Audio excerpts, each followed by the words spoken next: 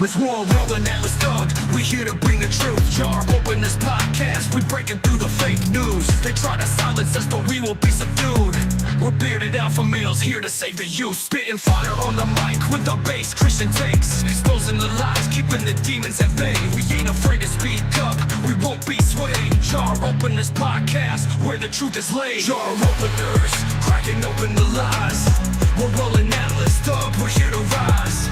Bearded alpha males saving the youth from the godless demons, spreading the truth. We ain't playing games, we're on a mission to awaken the masses with our intuition.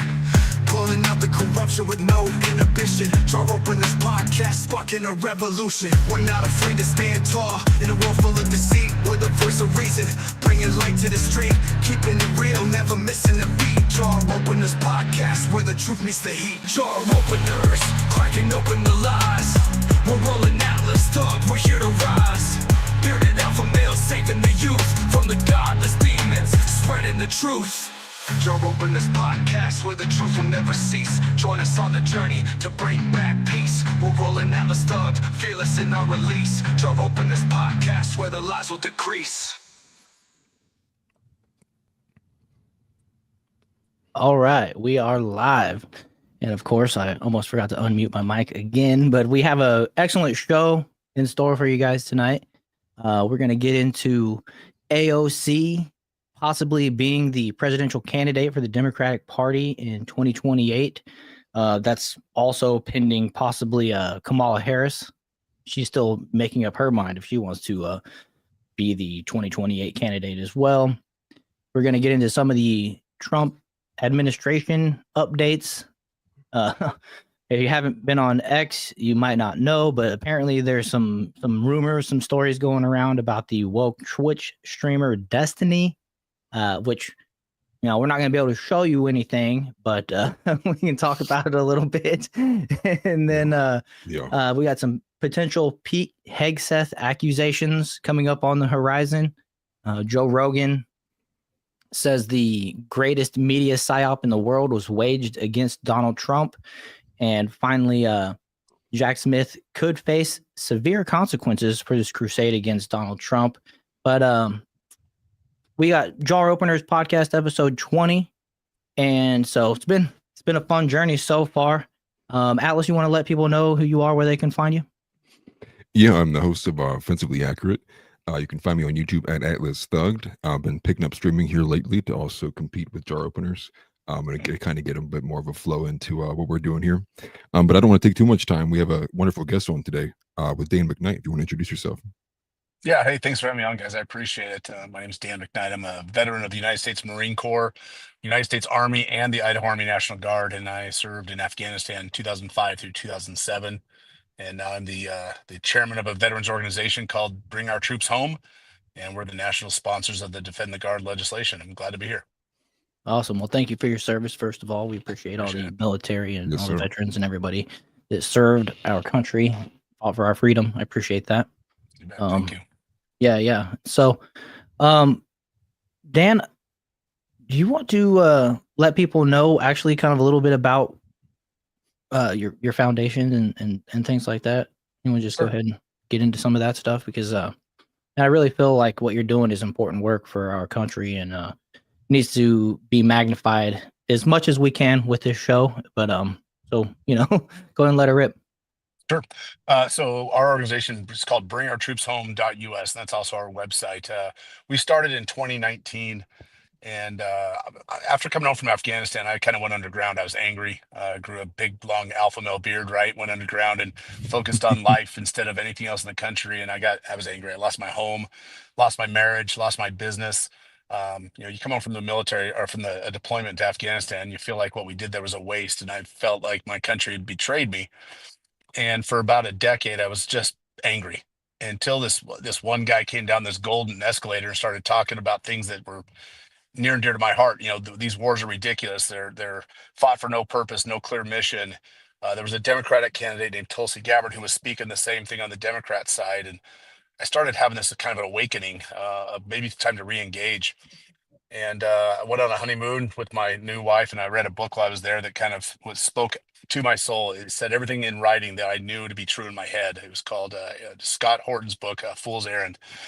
And I came home and started this veterans organization called Bring Our Troops Home, with the sole purpose of having veterans tell their stories to Congress and asking Congress to advocate for a responsible U.S. foreign policy and to never send us into war unless they do their job first, declare war, which they haven't done in over 80 years. And our mentality was, before we put our boots on the ground, you need to put your name on the line. Mm. And we went to DC, we took 100 veterans, raised a little bit of money, took some state lawmakers from around the country that were sympathetic to the cause.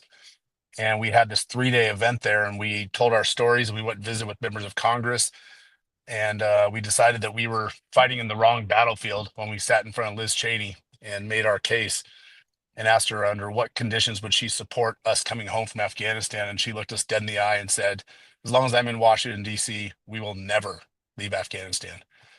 Wow. And so we packed up and left and made Liz Cheney our number one focus. And we went to Wyoming, and I could tell this story later, but we worked tirelessly to defeat her, including having resolutions of censure passed in every single county in Wyoming, military efficiency.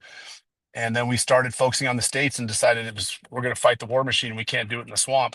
We got to do it in more favorable ground. And we went to the high ground in Arizona and Idaho and Montana, Maine and New Hampshire, and started fighting with state-based legislation called Defend the Guard.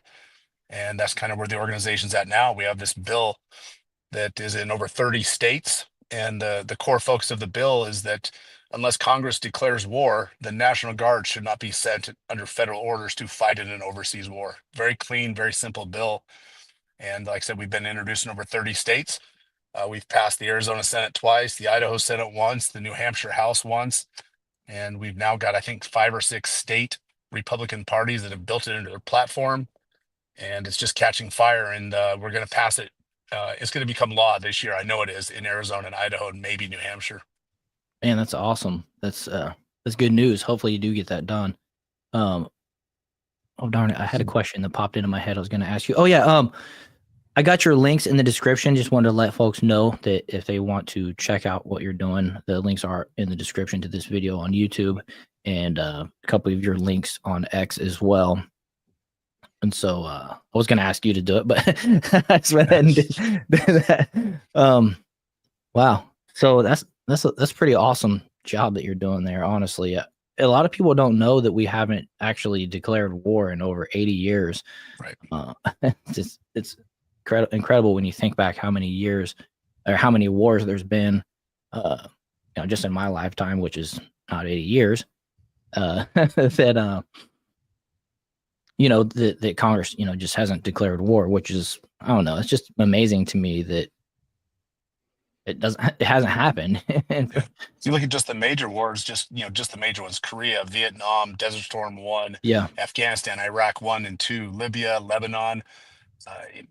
Those are the major ones. There's actually probably a list of 70 that we could sit here and rattle off of Right. wars that we've been involved in that Congress has abdicated their responsibility.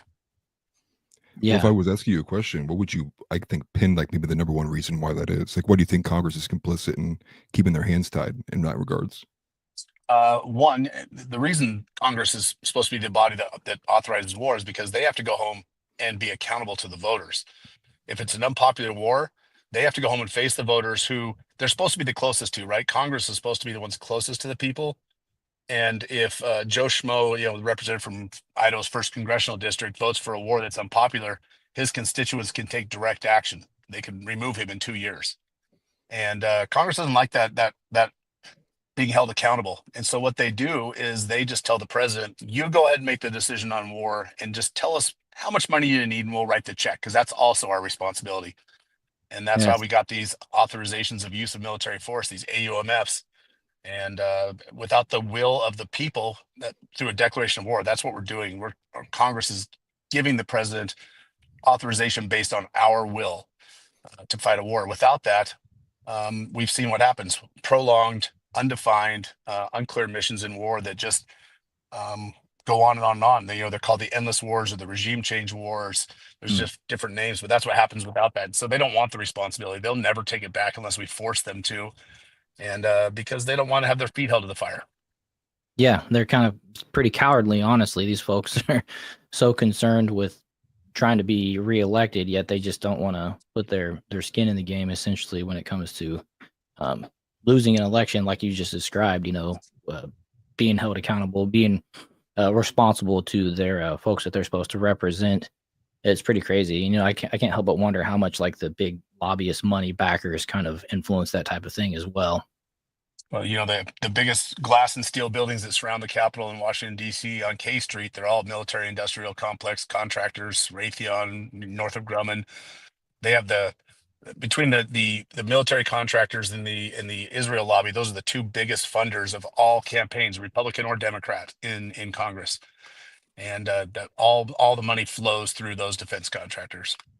It's crazy. It's such a shame that money supersedes the will of the people, essentially. And I'm a big fan of these people being transparent, and it even goes back to kind of what Trump was saying there right before the election, where he was saying, talking about Liz Cheney, saying that she should, basically put her skin in the game behind the war machine, rather than voting for other people or other people's kids to be sent to war and them make all the money off of it.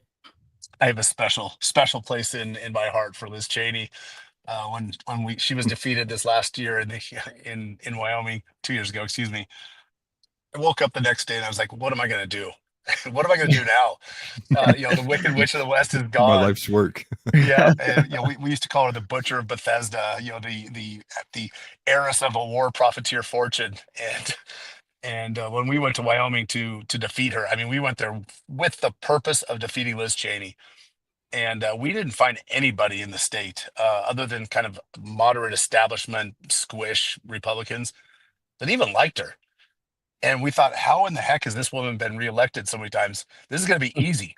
And we just went from county to county and had the Republican Party create these censures or these resolutions of censure. And by the time we were done, we'd stripped the entire Republican Party's budget away from her. They could not legally give her one penny for electioneering efforts. And Oh, that's awesome. we beat her by 40 points. And I'm like, this is too easy. Why don't more Americans engage in this type of political action? Right. Well, this is Wow. why we need people like you. I Well think when done. I think of the stuff that you've done, as well as like Scott Pressler, it speaks to like that general disenfranchisement people have towards their government, where they feel like no matter what they do, it's like it doesn't really matter that much.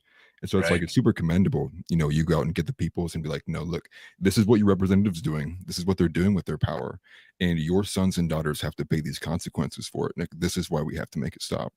Yeah, no, I'm glad you brought up Scott Presser. We were in Pennsylvania with him right before the election, and watching what he did, and Cliff Maloney and their organization knocking on all those doors and just registering more people to vote.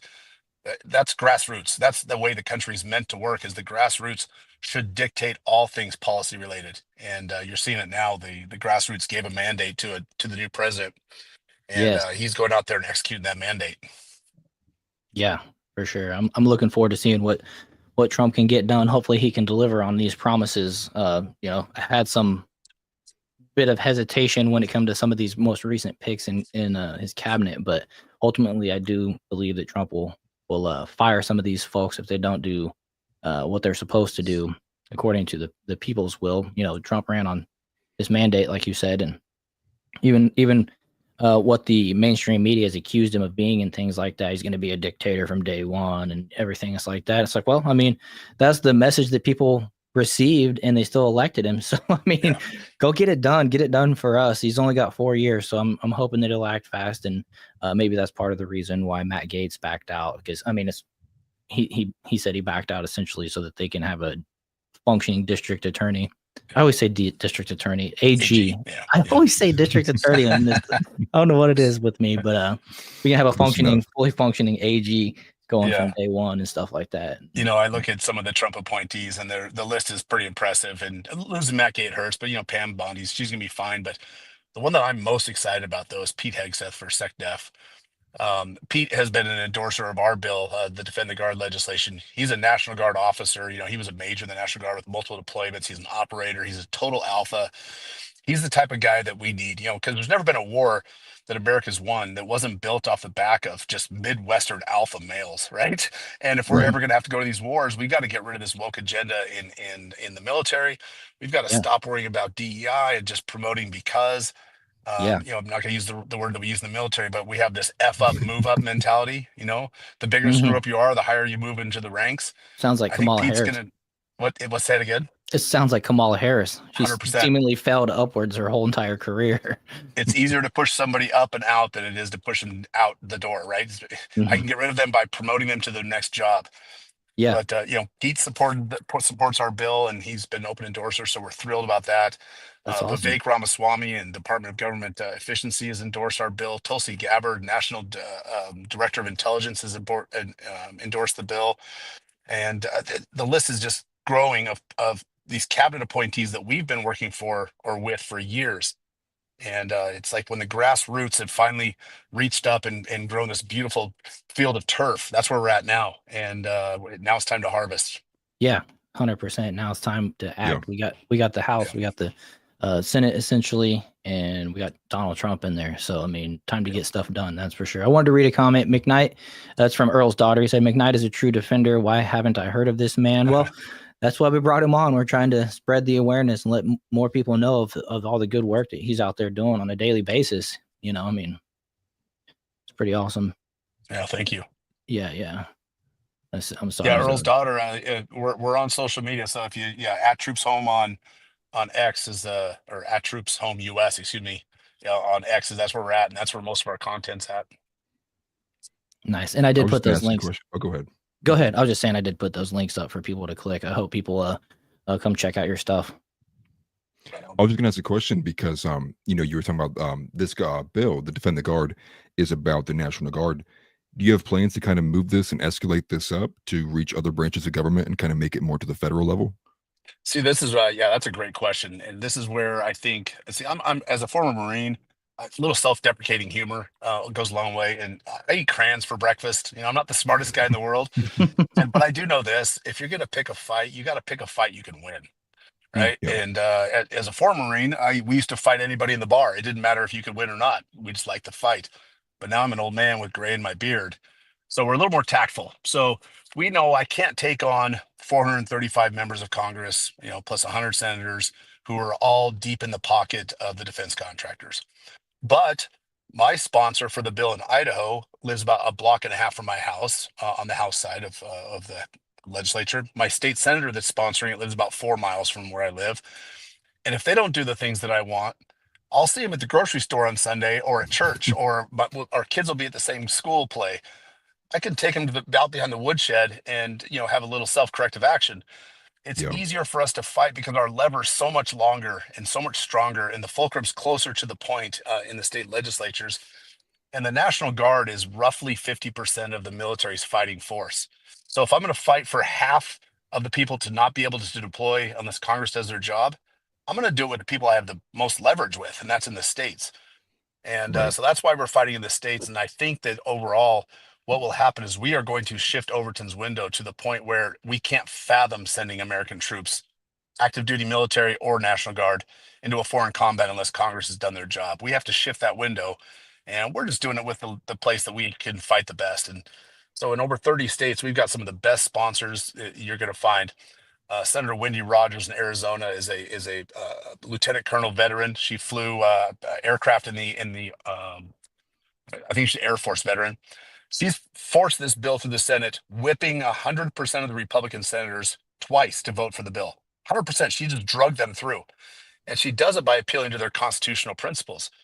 We go to a place like Montana, where Lee Deming, he was a high school civics teacher.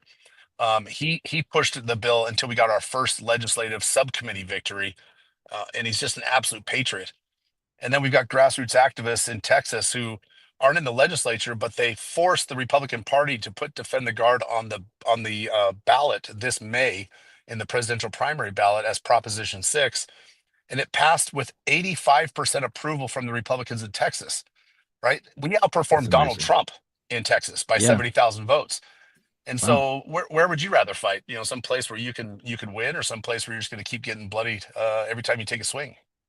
Well, I think that's smart too, because if I didn't even realize that the National Guard made up half of the military force, and I think just by that alone, by proxy, you kind of limit what the military can do, right? Because if they can only, send and maneuver 50% of the troops, what kind of leverage do you have knowing that the other 50% can't go anywhere? Correct. And then if you look at the pace of mission today in the world, the National Guard was in over 70 countries around the world this last year. 70. And they were fighting in active engagements in 17 of those, including in Central Africa in about 12 different countries.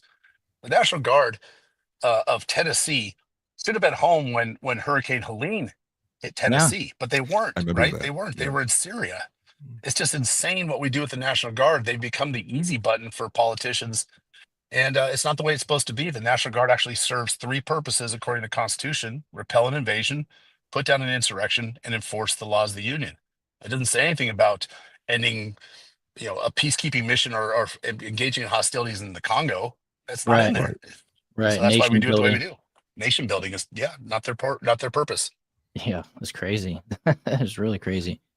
You think about like the media culpability in this, right? Most people don't realize that that's an insane stat. Imagine if the New York Post was posting, every single day about how the 70 countries we're in.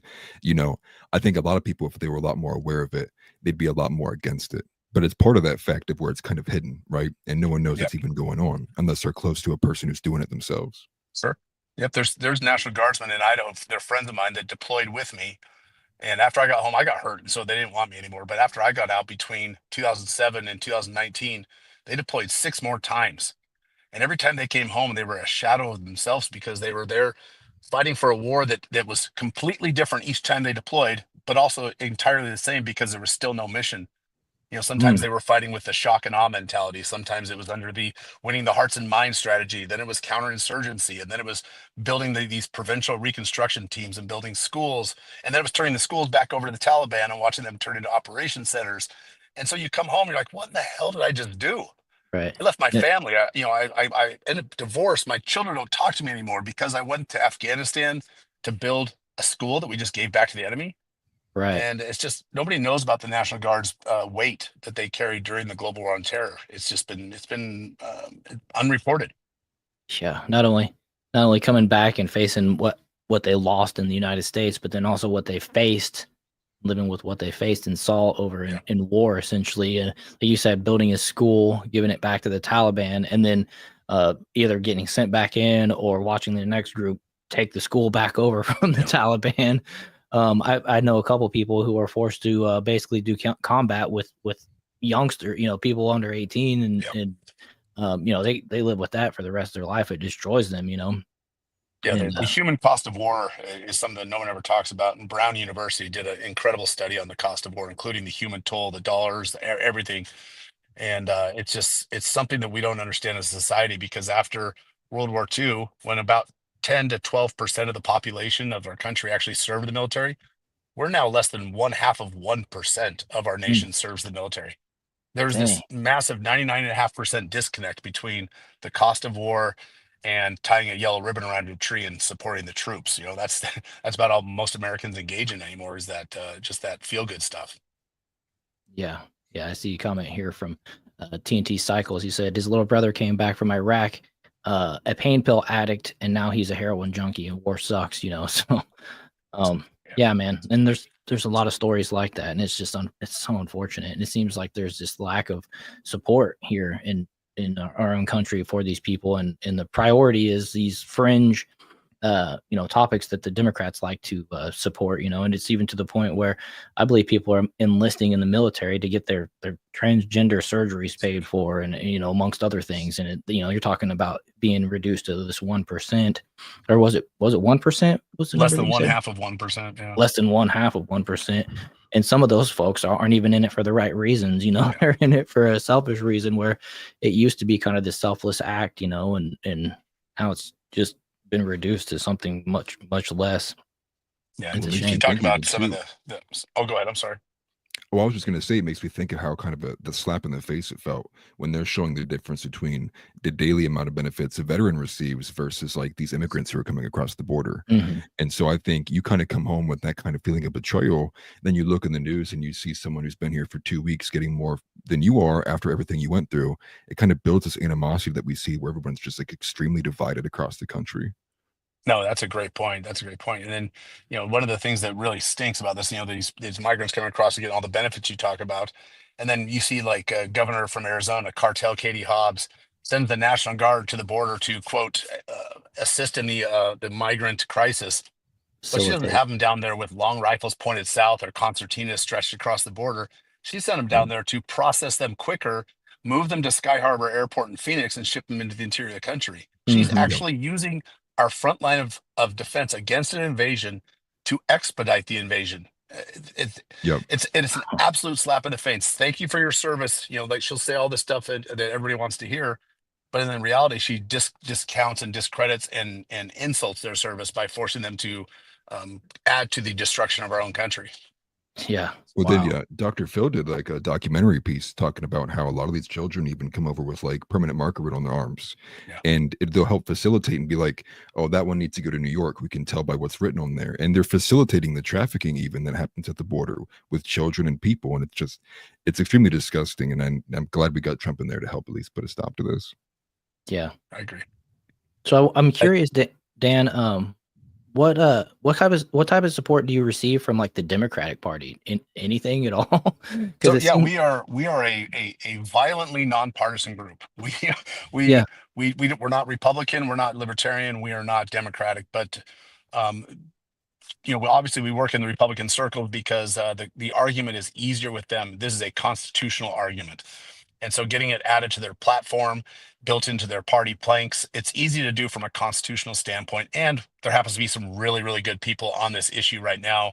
And it's become kind of the Republicans' cornerstone. We're the modern day hippies, right? The Republicans are the counterculturists all of a sudden. Yeah. And all of a sudden the outlaws are the Republicans, and you know, the outlaw happens to be an anti-war position. So that's why we fight in that circle. The Libertarian National Party, which I would say are my people. I'm very libertarian. That's my philosophy: live and let live. The Yeah. Libertarian National Party under Angela McArdle's leadership, they are a national sponsor of the Defend the Guard legislation. It's their number one legislative priority.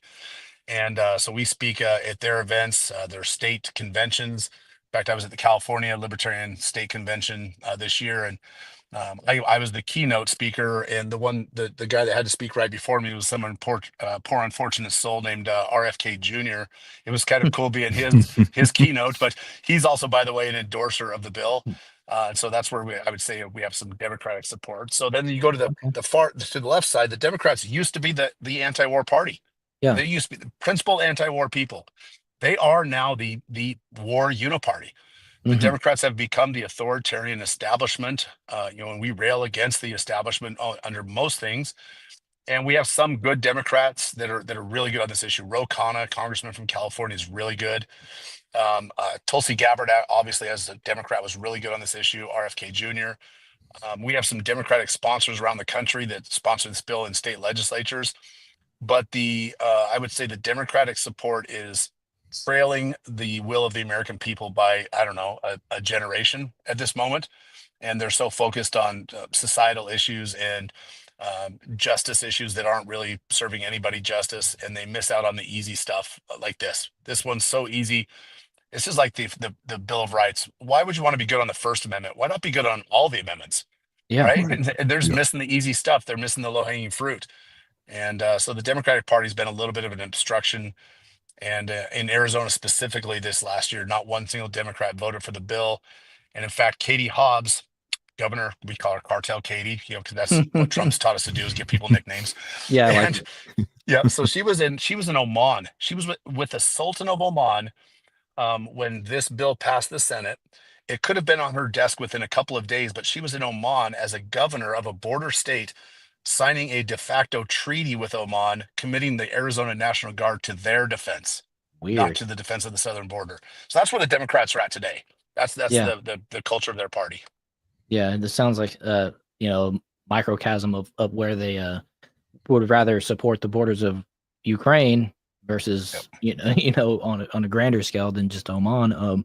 We want to support the borders of Ukraine, basically at spare no expense, and they want to hide behind the excuse that Putin is the enemy that has to be stopped no matter what or whatever. And it's just like, well, as America First channel, America First individual, I'm more concerned about our own border. And so it's just like to your point right there that Cartel Katie, is that what it was? Cartel Katie Hobbs, yeah. Cartel Katie Hobbs. Just a microcosm of kind of the Democratic mentality. And not only are they the party for the the war machine, the military industrial complex. They're the party of big tech. They're the party of, anything. Big farm. Yep. Yeah, big pharma, anything other than big oil, right? It's something that would actually benefit us as we if we became exporters of energy again, like we were under Trump, which hopefully that is in our near future. I guess if I was to ask you a question regarding the sentiment that gets up with the Democratic Party, would be, a lot of people kind of point to the oppressor versus the oppressed narrative, and that's a pretty easy one that you can give to the kids, and they go, "Oh yeah, that's why we got to go fight Ukraine or fight for Ukraine, or that's why we got to go help Israel." Do you think it's something as just as simple as that people are just very easily misguided, or do you think there's some kind of like other energy there why people are so willing to go to war or send other people to go to war? Hey, war is patriotic, right? If America's in war, we support the troops, right? We drag them out at the halftime of every football game. We sing songs about them. Country music makes all the videos. I mean, it's a cultural boom. It's a little bit of both: apathy, naivete, and just general head in the sand. You talk about like the Ukraine war. If anyone really truly understands this, and it's not hard to figure this stuff out, a 5-minute Google search or a one question to your chat GPT, you'll understand that we caused that war, right? We staged a coup in Ukraine in 2014 and put in an anti-Russia president that's supposed to be pro-US, and we turned that country upside down. And everybody understands this. The war is going to end one way. The Donbass region is going to remain neutral, right? Crimea is going to end up in Russia, and Ukraine's not going to be part of NATO. Everybody understands it, but we're still fighting the war, killing a generation of Ukrainian and Russian young men. It's evil. It's preposterous, and nobody in America really understands it because that took about 11 seconds to discover those facts, those hard truths. It's not hard to figure out, but they're not going to teach it, and you're not going to see it on the news. And so the apathy against war, or the tacit support of war, is because that's what people think they're supposed to do. We support the troops. Well, if you really truly support the troops and you want to do something beneficial for the troops and for those that come home maimed and maybe even in a flag draped box, stop sending them. That's the biggest thing you could do to support the troops. Let them train, let them prepare to defend their nation, and then never ask them to actually have to do it. Right. That's the best thing you could do. 100% agree. And I like the way that you said that how you basically framed and spelled out the way that the end of that war is going to look like, because a lot of people don't even understand. They say that they want Ukraine to win at all costs, and they expect Russia to basically hand over everything that they've conquered or taken over, and it's just like not a realistic even possibility. And I like I said, I appreciate how you said that, because I haven't heard it said that well, that clear and concise to date. So I'm gonna try to repeat it the same way, honestly, when I go forward. Yeah, I appreciate it. If you break things again, that's the former Marine. I mean, you got to break it down to one syllable words and be able to digest it in small bits. But Biden's come out and said that that's how the war would end. Trump's been saying it for years. Putin said it, and Zelensky has said it. The only people that aren't saying it are Mitch McConnell and Lindsey Graham and all the evil people that are pumping billions of dollars into that war. It's just a big money laundering operation, and we should be ashamed as a nation that we've been. I mean, I don't even know the numbers now. It's got to be 1.5 million Russian and Ukrainian men have died. 1.5 million. I'm pretty sure that's pretty close to the right number. But as human beings, we should be sickened by it. Right. Which I am personally. I've been a long-standing, calling for basically just ending the war, and it was great when I heard Trump come out. A lot of people say, "Oh, you conservatives, you just echo Trump," and it's like, no, it was him saying what I actually believed beforehand, and it's just the best way of, the main concern, the main focus is to just stop the death, stop the killing, and unfortunately, what we see going on with our current government, our current leadership, is they're either trying to escalate that war over there to make it so bad that Trump has a more difficult time ending it, like he said he promised he would. Or they're just, as you said, they're evil, and they're just trying to kill off as many people as possible before Trump ends it. And unfortunately, it might be a combination of both, really. But it's definitely something that needs to wrap up soon, because we could use those dollars over here, and we need to start preserving life. And from a Christian perspective, we need to hope. God wants to save everybody, and he has a hard time doing that when we're sending people to their graves early, you know? Yep, absolutely. Absolutely. There's someone just made a comment that we can support the troops without supporting a given war, and there's no greater truth than that. Hmm. And I am not so naive as to think there's not a time when America needs to go to war.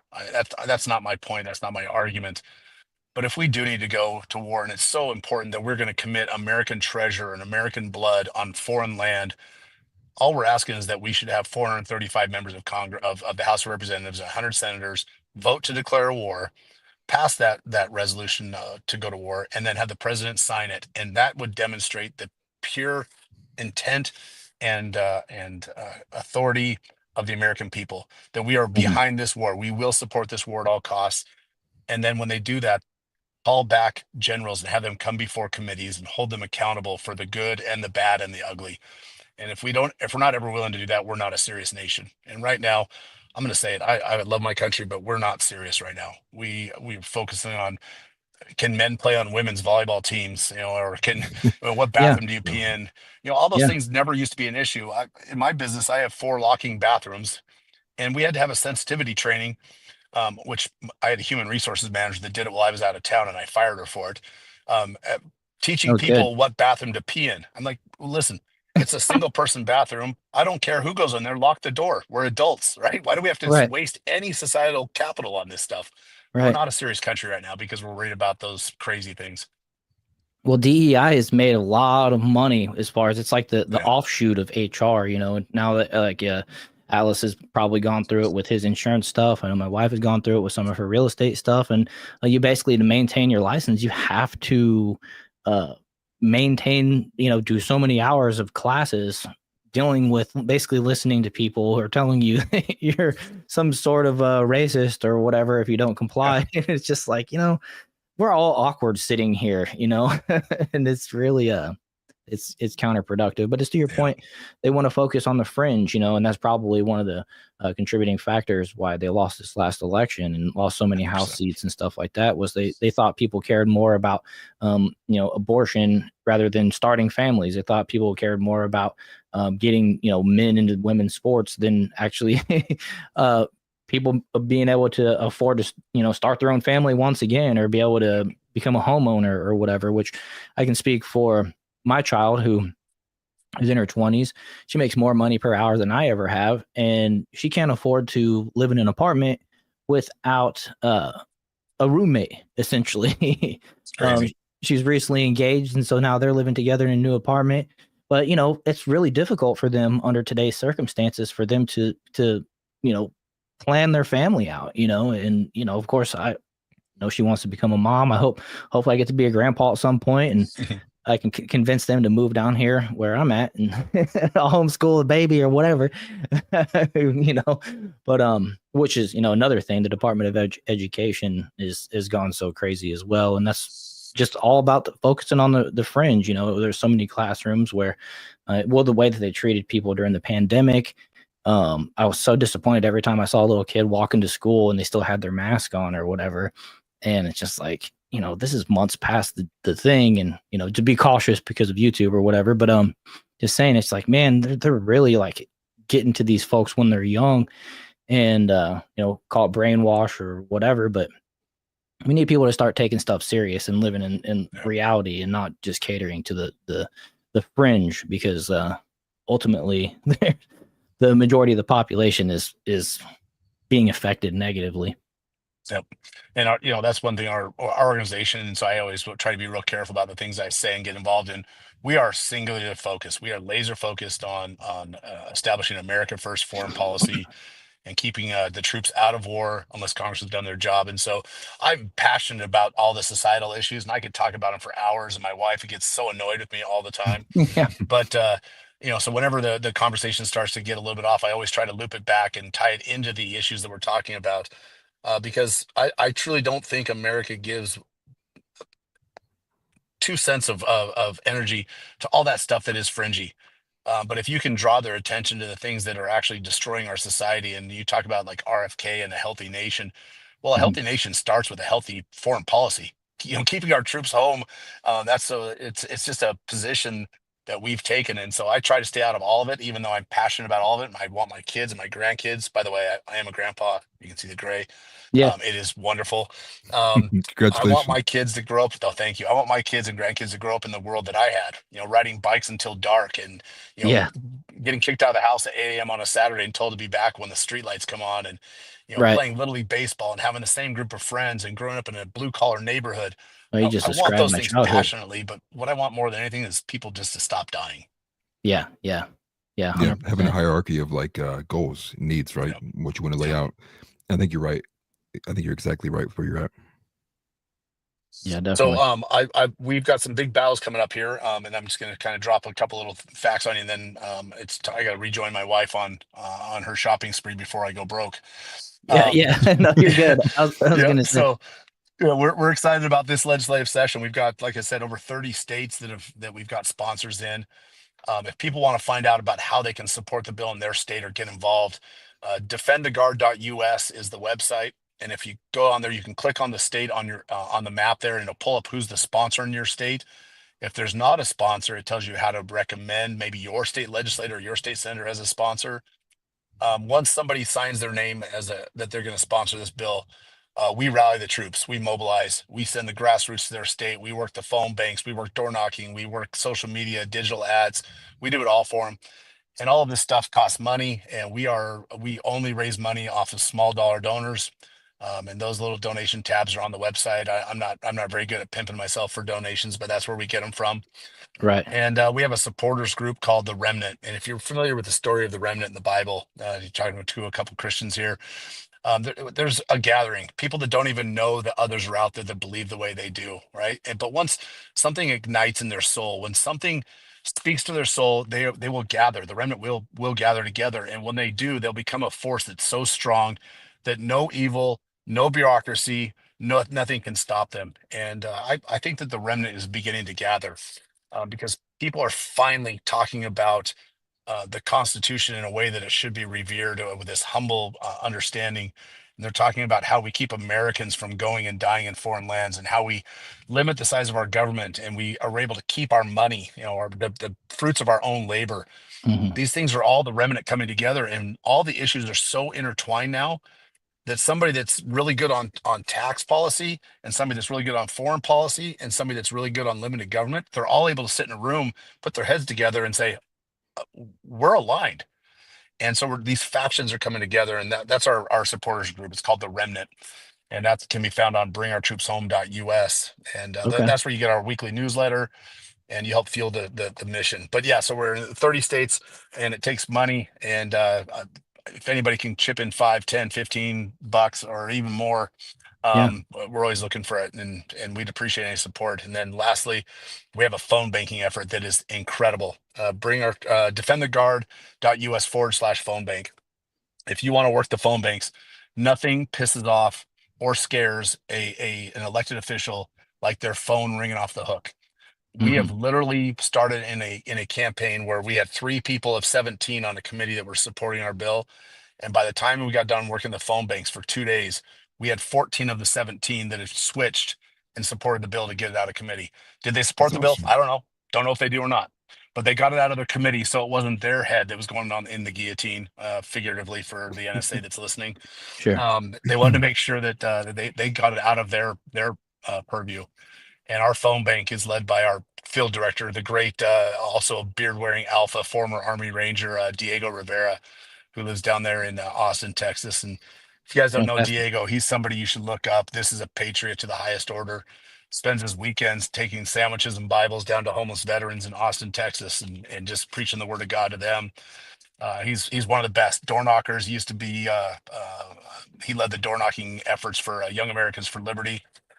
Just Okay. one of the really good guys. So we're a small group. We have three people, myself, Diego, and our communications director, Hunter, in Florida. And I have 3 consultants that live in Arizona and New Hampshire. And that's the whole organization. That's it. And we fight all over the country. So for the 6 of us to be able to do this, I'd love to be able to hire 5, 10, 15, 100 more people that are focused on this, and we could really move the needle then. That's amazing. Yeah. If anybody's interested, reach out, we'll either reach out to us, we'll get you with Dan, or reach out to Dan directly from any of these links here below. But yeah, man, that's awesome. Wow. I'm so impressed with everything that you guys are doing and able to get done with such a small group too. I mean, wow. I'm really glad that you're able to come on here and I know at least a couple of new people found out who you are and stuff like that. So, oh man, that's awesome. I hope you guys get everything done that you're trying to accomplish. I appreciate that, and we'll make sure we share this out on our socials, and we can grow this movement together as you guys grow and we grow, and all the alignments of the different groups grow. It's going to be an army that's too big to stop. Yeah, I love it. That's the way it should be. Really, what we need. And so, yeah, well, I got your contact information. I'll reach out again, give you some of my personal information here on X as well, and we can just stay in contact. We'll definitely have you on in the future.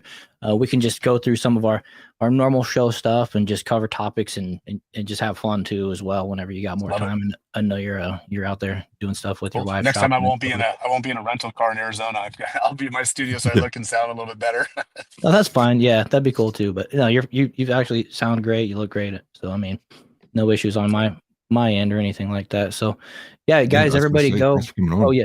I was going to say, just go, make sure you click these links, show Dan some support. True American Patriot. Thank you for your service. We love the military around here. At least I do. And from my family experience, just a little story quickly. My little brother, he was 19. He died in a car accident at home, but he was a Marine.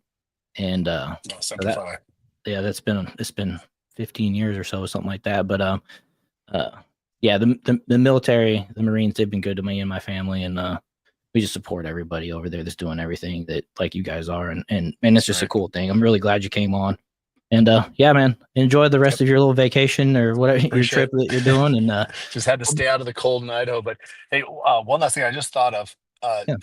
ConfirmTeamTrump.com. ConfirmTeamTrump.com is a petition, and we're gathering signatures to deliver to the United States Senate, because there are 7 Republican senators that are committed to obstructing President Trump's picks. So ConfirmTeamTrump.com. Sign that petition. We actually print out these petitions and we will hand deliver them to these senators. And I don't care what state you're in, it doesn't matter. If I walk in with 15 petition signatures, not impressive. But if I walk in with 300,000, hey, we start to move the needle, and we can get Murkowski and Risch and Crapo and all these ones that are kind of squished. We can get them to deliver on what we're asking for. So I'd appreciate if anybody can go there. I threw a lot of websites out. I'm sorry. That's usually not our mentality, but ConfirmTeamTrump.com is a current effort that's timely, and it needs to happen in the next week or so. Awesome. So yeah, I'll add that to the ConfirmTeamTrump.com. I'll add that to my description here right after you hop off. And man, I appreciate everything you're doing, and I hope everything goes well. And awesome. we look forward to having you on again whenever you get the time. Just we'll be in touch. Just let me know. Thanks, guys. Appreciate it. Thank you. Yeah, man. You bet. Have a good one. Go easy. Take care. Bye. All right. So that was awesome. That was Dan McKnight. What'd you guys think? Yeah, what'd you guys think? I noticed chat slowed down a little bit there. I think everybody was just focusing in and listening like I was. I came kind of more of a fan than thinking ahead to ask questions. Got to get better at my interviewing skills. Appreciate Atlas I was in there for thinking ahead. I've done a few interviews before, so I get it. Especially when you're kind of absorbing a lot of stuff you've not heard or you're kind of brand new with. You got to make sure you hang on to that question like in the back of your head. That way, when it gets to a point where you can ask it, you don't kind of get lost in the awe. But yeah, I think he was a great guest, and I appreciate you for even being able to connect with him and bring him on. I'm glad you bring him on here and give him a chance. To be honest, he reached out to me, and I was surprised, and I'm really glad that he did. I want to, while I'm thinking about it, I want to add this ConfirmTeamTrump.com to my description. Let's see here. Yeah, definitely. I put in the chat for anybody who's watching on my end, whether on YouTube. One of the things I do want to say though is we appreciate people who are like that well spoken, and I think one of the big things and the big takeaways here would be the priority, having like the hierarchical idea of like what is the most important thing to be doing first. One of the questions I did want to ask him that we didn't get a chance to would be if he is pursuing any kind of higher office, like if he's going to go anywhere beyond where he's kind of sitting at right now. Mhm. Maybe if he were to pursue like a higher seat to actually have a bit more control. That's funny Um, because I was wondering that too. I didn't I need ask. to get like a notepad to like Yeah, write this stuff down while I'm listening to him. right. He seems like the type of guy that doesn't really want to seek out higher power, but maybe out of necessity, he would be willing to do it. I mean, because Yep. it's impressive what he's able to get done there with what he said. I think he said a 6-person team get legislation in 30 states. I mean, that's awesome job, man. It's makes me feel like I'm not doing enough. you know, Right. It's Right. inspiring. You know, I mean, because like I don't know, I've just we at times we get these things like, oh, what can I do? And it's just so overwhelming or whatever. But then you see a story like him, and it's like, well, apparently you can do a lot with a little, Yeah. small team. And so yeah, that was awesome. Yeah. Like Let's see here. with Scott Pressler, just walking around town essentially. Like that's how it got started for him. Just with nothing but a few pieces of paper in his hand, a pen, a pencil, and having Yeah, an idea of what to talk about and walking around town.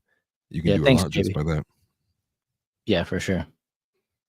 So let's see here. Just want to get some of these comments here. That was an awesome having a guest on, especially someone making moves in the political sphere. Yeah, yeah, it's awesome. And to take us truth, we might have another pretty cool guest next week. Yeah, the 7th. Trying to line up some folks that are either in the space doing things or just other influencers, other content creators, and stuff like that. And hopefully next week we'll have them on. I don't want to jinx it, so I'm not going to say who, but it's somebody that we've mentioned before on the channel, at least to give some of you guys a hint. Which we've talked about a lot of people, Yeah. but I was surprised, and I wish I would have followed up. He said that Pete Hegseth is probably one of his favorite appointees, and I wanted to ask him about what he thought about uh, the The borders on accusations. Homan. Oh, Well, Holman. Okay. but then I was curious what he thought about Tom Homan. Is it Tom? Yeah, Yep. it's Tom Homan. Yep. And then let's see here. It's a sock said. You said he looks good. What's your relationship with Destiny? I clown on him on the channel all the time. That's funny. That's funny. Earl's daughter said Incoming world incredible guest. Discord leaks. No. Earl's daughter said incredible guest. So grateful to hear his heart. Yeah, I was impressed. I feel like he did a great job. I wish we had a bigger audience for him to get that to, but I'm glad that we're able to share it with all of you guys. Yeah. TNT said he agrees. He hates when the interviewer talks more than the guest. Yeah, that's something for sure. At least I did that part right. Right. Uh, I mean, it makes you think too. Like, there's so many Timcast episodes where you'll see a lot of the complaints will be in the comments where like the guest is like, the guest said 180 words. Tim said in 8,761. It's like I didn't hear what they wanted to know. That's funny. That's a Yeah. good point. Take notes while writing down by writing down keywords. Jog your memory back to your thoughts at the end. Yeah, definitely. Well, that was like the first real interview that I've ever conducted, and Atlas has had some experience. So I think we at least got through it pretty good, and we're going to be in contact with him, so he'll be back on unless he chooses not to. But I don't think so. I think Dan's a good guy, and we're all about helping each other out. So, and I think he's of the same mindset. So we're gonna. He's on X right now, and he was like, "That was the worst interview." Oh, he just posted. Those guys are idiots. I'm just teasing. That'd be funny. That would be funny. Well, better luck next time. Yeah. I appreciate it, Earl's daughter. You guys did great. I was enthralled. That's cool. I appreciate you guys saying that stuff. So let's get into some of the news, right? We'll start off with this. Let's see here.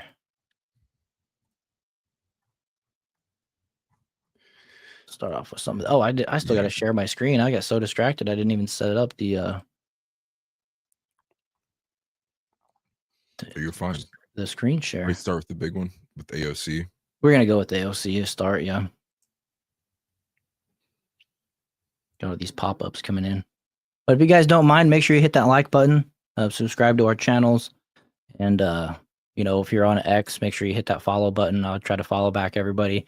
Been trying to follow back, or I have been following back everybody that's been following from the channel and stuff like that. So we got this one here first. Actually, let's make it a little bit bigger. Scott Greer, who's 6'2", has an IQ of 187, posted, "Don't laugh at the don't laugh at this prospect. Most of the field will be running as apparent moderates. There'll be a huge opening for someone to run in the Bernie Sanders lane. AOC could be a serious contender." I don't really associate AOC in that same type of realm as Bernie, but I don't know. Let's see.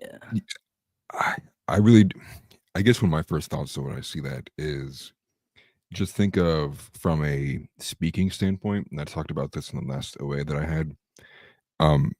Compare Kamala Harris speaking to AOC speaking, and I think AOC wins handily in that department. So I think if you're looking at like how the donors are going to view it moving into election season, if we have these people, because we saw the snap poll with Kamala leading like Shapiro, Gavin Newsom, all the others that are like kind of their bench candidates. I think if you're going to look at a Kamala versus AOC, I think the smarter thing to be would obviously be to be running AOC, but the likelihood of that is like, Yeah. I don't know. I think it's a matter of time before they run her. They just don't want to burn her too quick, right? They don't want to waste. It's kind of like in the same light of why they didn't appoint Newsom or Gretchen Whitmer to replace Joe Biden in this last election. I feel like they kind of were like, we'll run Kamala Harris. She's the vice president. We'll get all the people that supported Joe. This was their thinking. We'll get all the people that supported Joe to vote for her, and we'll run on the hatred of Trump again. And if she loses, we won't lose the House and the Senate, which thankfully they did. But then she's like a throwaway type of candidate, potentially. You know what I mean? Rather than burn Gretchen Whitmer or Josh Shapiro or Gavin Newsom on a short campaign, essentially. Let them get exposed.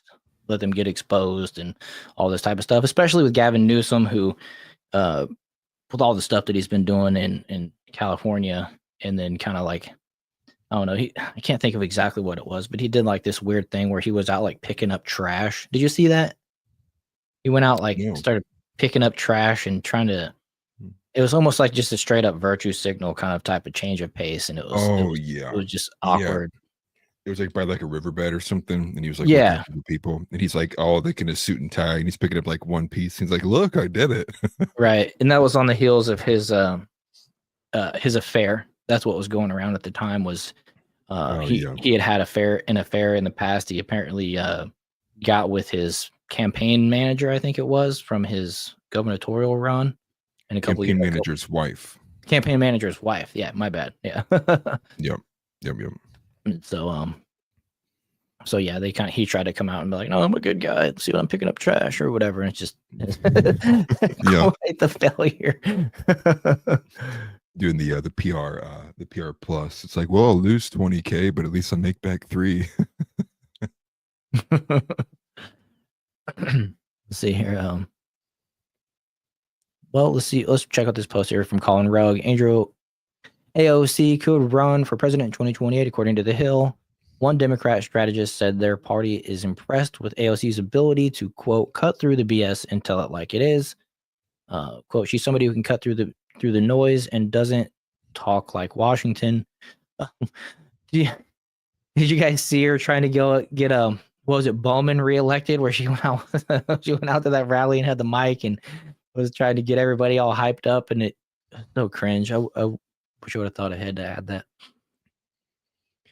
She's like the nerdy girl who's like even in high school, she was like, we got to save the dogs.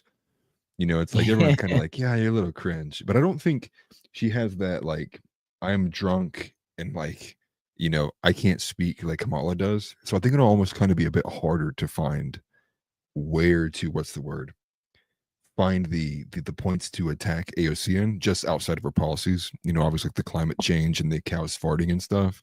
I just think she's a bit more polished than Kamala, and I think they probably would run her. Yeah, and she's got a huge social media following and stuff like that. Earl's daughter, did I say? I'm curious what you mean here. Wait, what wife? I thought Scott swung from the other team. Who am I thinking? Scott? Who's Scott? The guy who had the post, Scott Greer, from the on screen, I believe. Oh, okay. Okay. I was like, Scott Pressler does. But not there's anything wrong with that. That was a Seinfeld joke. Scott Pressler. Okay. Yeah, Scott. Okay. Scott does. I was wrong. Okay, my fault. Too many Scotts. You need to calm down. Find better names. That's funny. All right, so let's play this video here from see what AOC has to say. We are about to enter a political period that will have consequences for the rest of our lives. We cannot give up.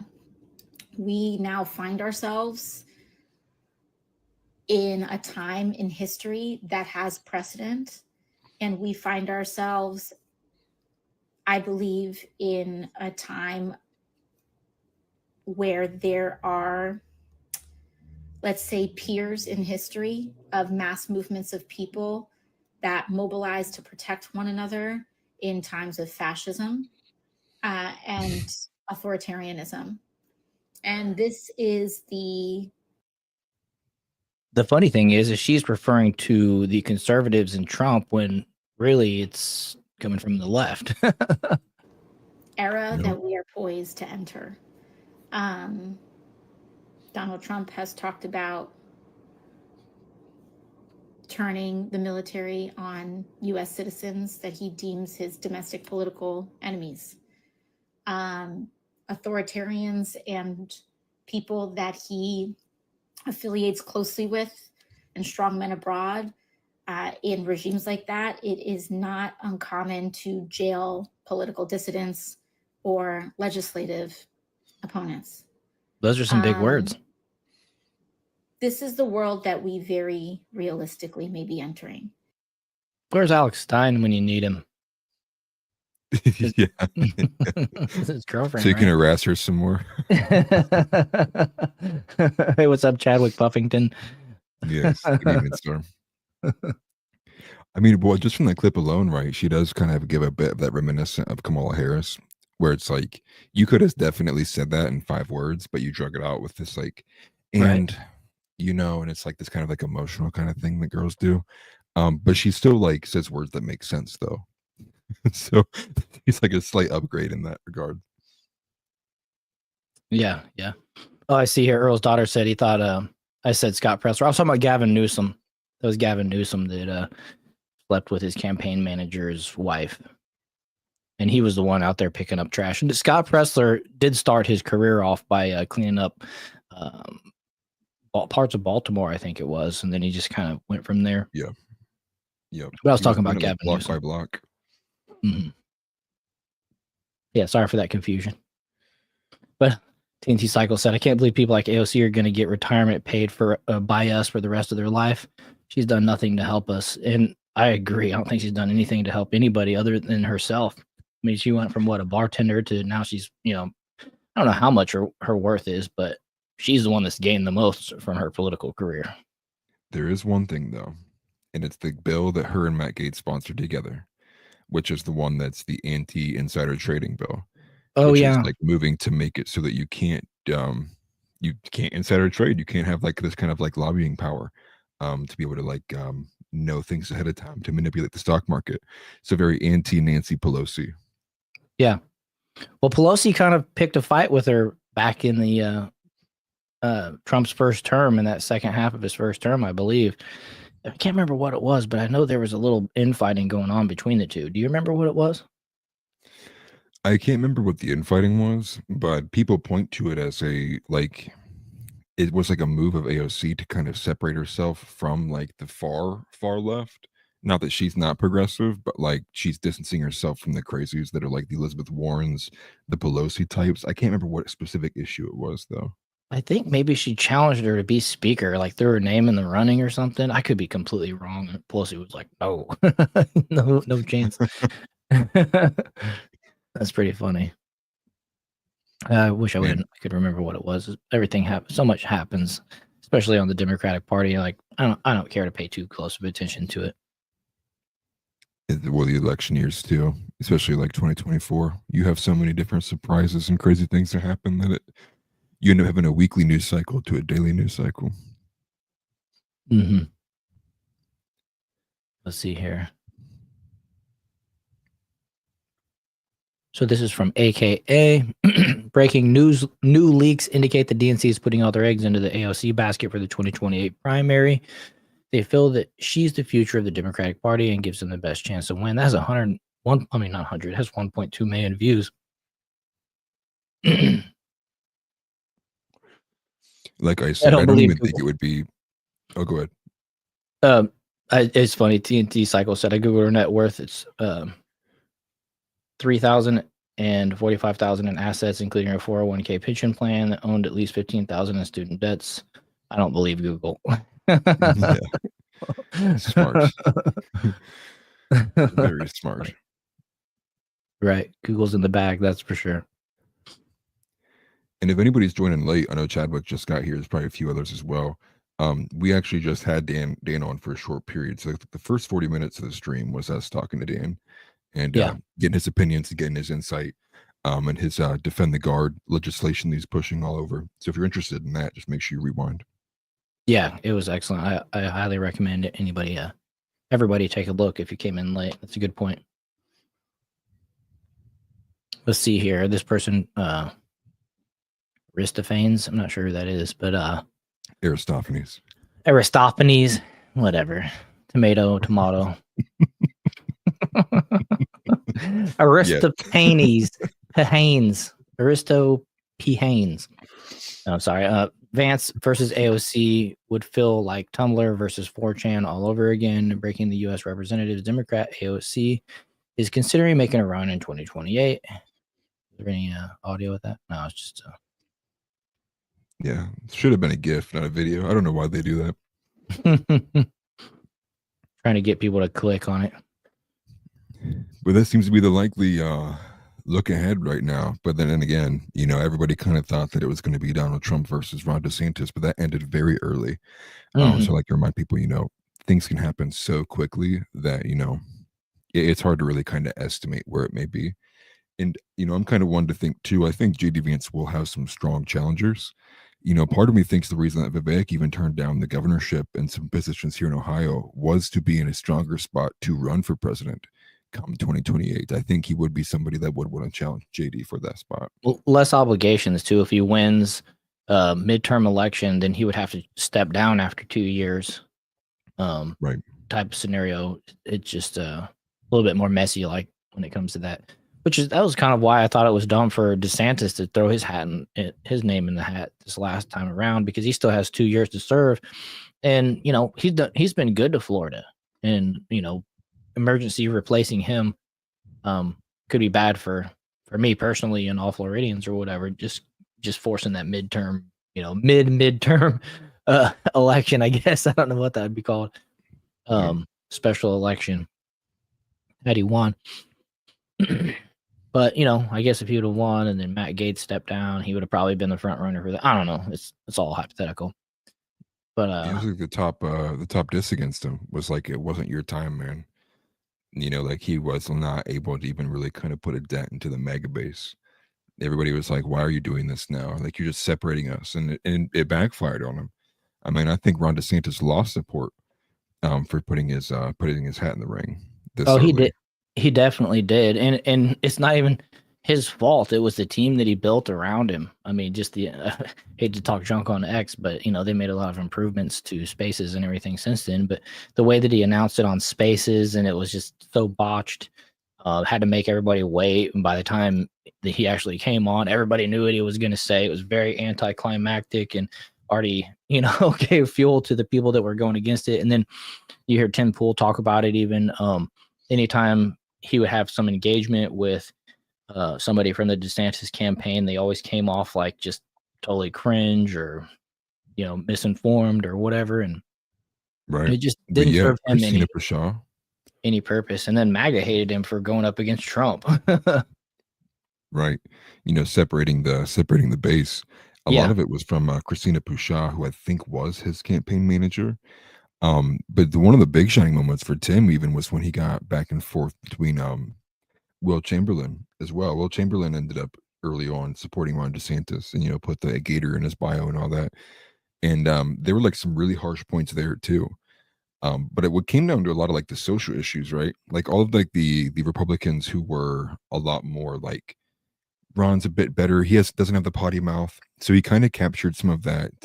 And and I hate to even say it as a Christian myself, but like the crowd that is the holier than thou that were like withholding their vote for Trump because he has a potty mouth, that they didn't like things that he'd said in the past. They wanted Ron DeSantis instead of Trump. hmm yeah, and it totally divided the base for sure. And then he just didn't put on like when he came out with the boots. You remember that? Yeah. He Oh came out God. with the Yeah. boots, tried to make him appear taller.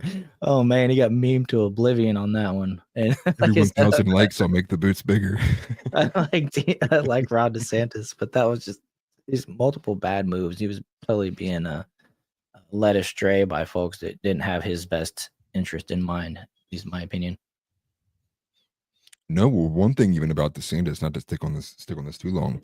I was watching a docu movie or whatever you want to call it. Yesterday, I got to finish it tonight.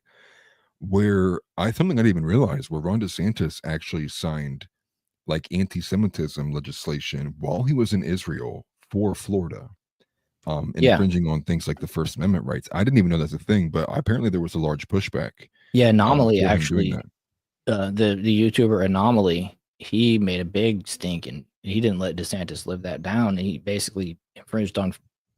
He basically did that. Yeah, the anti-Semitism legislation where it was an attack on the First Amendment, essentially. Not only that, but DeSantis is kind of questionable when it comes to red flag laws. I mean, there's red flag laws in Florida, which is crazy. Yep. Same thing with Pam Bondi. Yeah. I saw Angry Yeti TV said DeSantis broke two promises when he announced, one to Floridians and one to the nation. This causes concern for me on his ability to stand his ground on the national platform. Yeah, that's an excellent point. Plus the whole, let's see here, rushing to repeal the resign to run requirement seemed very slimy. Yeah, he did, take I won't say overstep, but yeah, that was one of those things that was very, what's the word? What's the phrase? He Meatball wanted, Ron. yeah, Meatball Ronnie.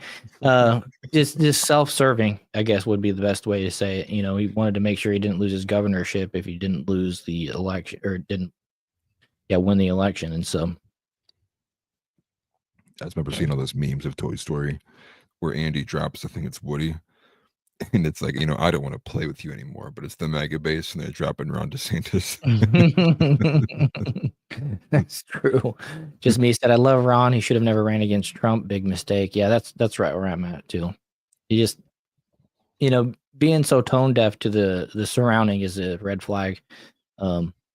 To use the phrase again, but it's tone deaf to the ground. Like, it was obviously Trump from the get-go, and whoever convinced him to think that he had a chance to beat Trump was way misinformed. And hopefully that wasn't his wife, because actually I'm hoping that his wife might put her name in the hat to be the governor, following him, because I believe a lot of his anti-woke opinions come from her, essentially. Not to call him a beta or whatever, but I just think they're a good team. Yeah, I just think they're a good team, and that's what good marriage is. Yeah, beta. Jesse Lee Peterson. It's the first thing I thought of when you said that. I like that guy, Jesse Lee Peterson. He's funny. TNT said, I bet it was his wife. Yeah, that's the one thing that's like, hopefully it wasn't, but he might have just had multiple people in his ear. But as a Floridian, the representative of Florida, with Trump coming out of Florida, it was bad for him. Right. Just like Hillary pushed Bill to run. Yeah. Let's see here. Yeah. So let's get into some of these Trump administration updates and the progress that's been going on. Let's just start off with this top one right here. Yeah. One last thing before we go to the next one was just this Sure. was the Matt Gates one. So if you oh, I think he got rid of it. But anyways, there was the quote tweet was from Matt Gates, and Matt Gates is claiming actually that AOC has been saying she would run in 2028 since 2019. Matt Oh Gates is yeah, somebody who's a lot closer to AOC. He's been in the Congress with her for quite some time, and so I'll take his truth or take his words as truth. So I'm assuming there's a bit more weight to this, especially seeing the ACA one where the DNCs, putting their eggs in the basket. yeah, and that was him. That was him saying that on replying to a Benny Johnson post. That it's when he said Alex told people she's running in 2028 since 2019. So He knows her on the first name basis. yeah, you should call her Al from now on. Shorten Alex up even more. Alex Stein's girlfriend.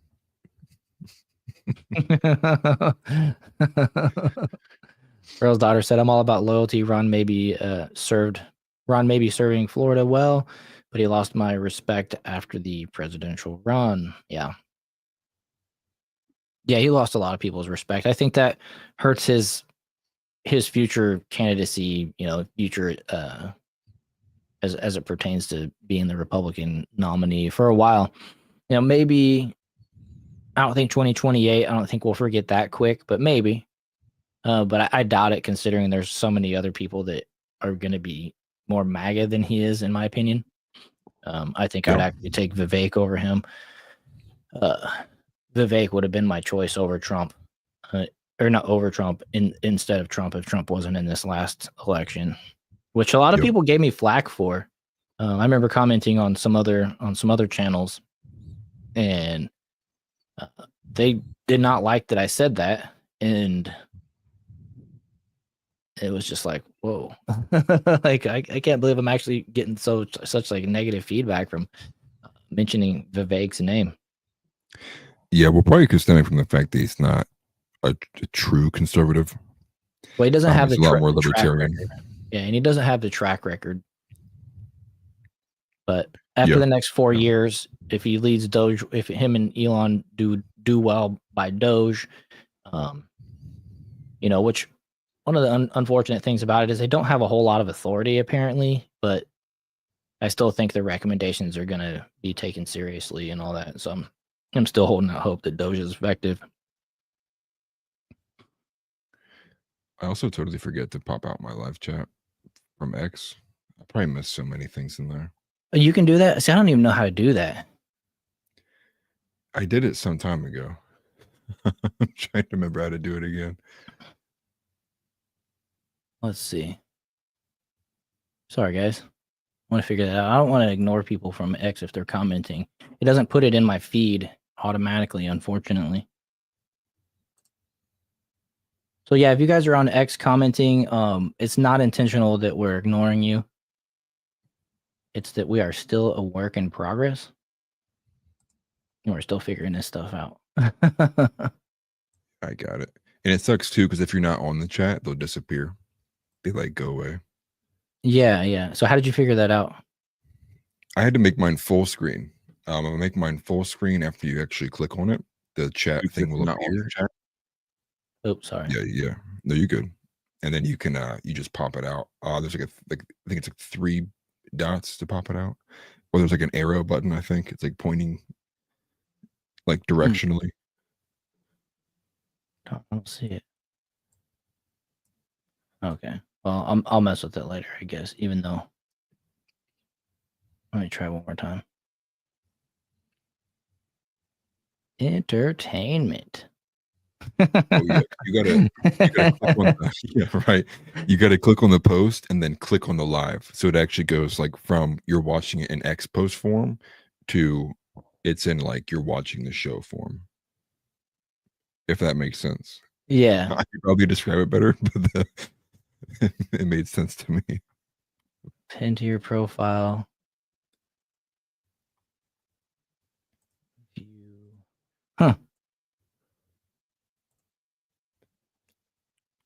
Into your profile. Oh, of course, it's gonna do that again. I muted you once. Okay. Well, anyways, I can't figure it out. I'm an idiot. That's funny. No, so am I. I keep forgetting about it. I do have all the links in the description this time for YouTube. I didn't forget this time. Nice. Discord, X follows, and then all of Dan's stuff too. I can mute the conversation. Change open reply.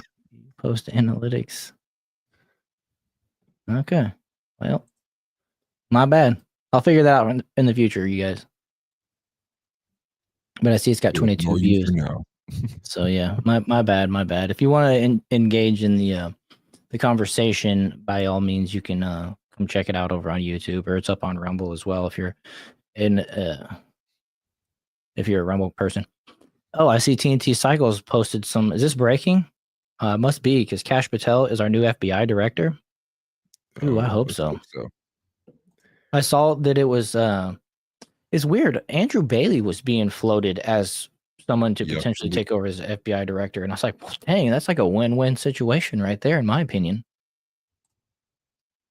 Let me see if I can find this here. Yeah, I just shared it on my screen. It's from Leading Report from about 18 minutes ago. Awesome. We interrupt this program with breaking news. Trump announces Kash Patel. I love it. Ooh, this is a good one. This bumps up the overall grading from our grading system. Trump has had a lot of Fs. You guys remember? For those of you that remember, we've been doing the grading system, and he's got a lot of Fs lately. But yeah, this one is an A+. A++. Is there a grade higher than A+? Is that what S is? Yeah, S tier. Yeah. He's a S tier. Yeah. Yep. Really like this is somebody who's like adamant against the Epstein list, releasing what we know about that. Same thing with like JFK, the alien stuff. Like, this is a really good pick. Yeah, very, very much. Any details on that or anything like that on that post by chance? Let's see. This seems to be just like a very basic one. I will look up some more though here. Let me just do a very simple. I already have everything organized by recency. So let's see. This is from Trump here. It says, I am proud to announce that I didn't even know this was his full name. Kaship. It's probably pronounced differently. Cash App. His name is Cash App. That's actually funny. But no, yeah, obviously director of the FBI.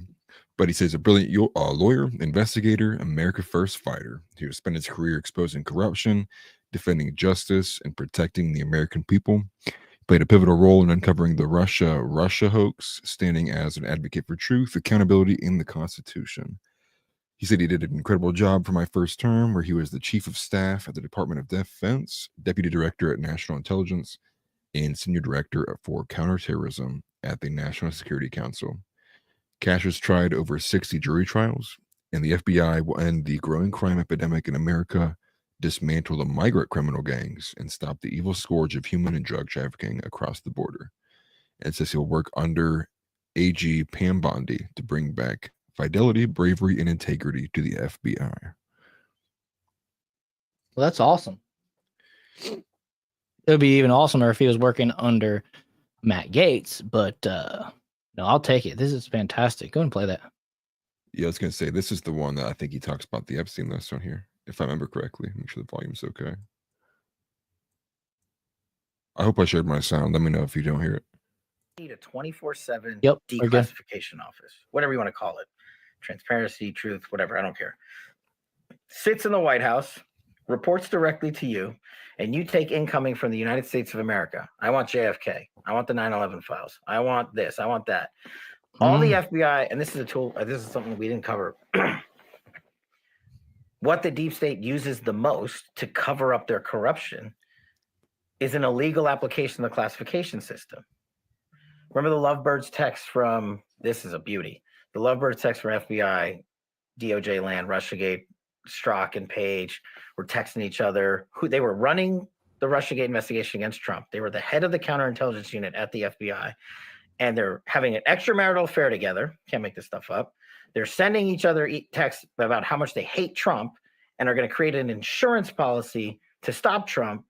Then we finally find those text messages. You know what the FBI and DOJ do for like a year? Redact them to congressional investigators and congressional men and women running the oversight of their agency. That's just one example. But it gets even better. Here's the deep state full circle. Just last week, do you know what Strzok and Page received from the Department of Justice? What? A $1.5 million payout to settle a lawsuit that Strzok and Page brought for the improper disclosure of their personal text messages on FBI phones. And the DOJ just rewarded them. You seriously? They broke the law. They broke the chain of command. They broke every regulation there is in the FBI. They weaponized the system of justice against a political target they hated. We found those text messages, and we got them declassified finally in full when I became Deputy Director of National Intelligence. And the world has now seen them, and they can read them. And that's the best form of transparency. That's why I want this 24/7 declassification office. Don't have me regurgitate it to you. Read it. Get the documents, get the files, get the memos. But the deep state came full circle and gave these guys a payday for rigging a presidential election and breaking the law. So now you know what happens. That's step one. Step two, get America the truth. And that's what that office would be for. Fire. Heat. Yeah. Spitting hot fire like Dylan. That's awesome. Man, this is exciting. I saw Earl's daughter said, I'm breaking out the holiday wine and having a glass of wine with my hubby. Is there something to celebrate? Go Cash. Yeah, there is something to celebrate. This is great. Cheers. Cheers to you on that one. Yeah, cheers. This is another one. Let's see here. Earl's daughter said, I'm really getting tired of the stupid smartphone autocorrecting my posts. You promise you can spell? Yeah, that's fine. I ducking hate it when autocorrect messes with me.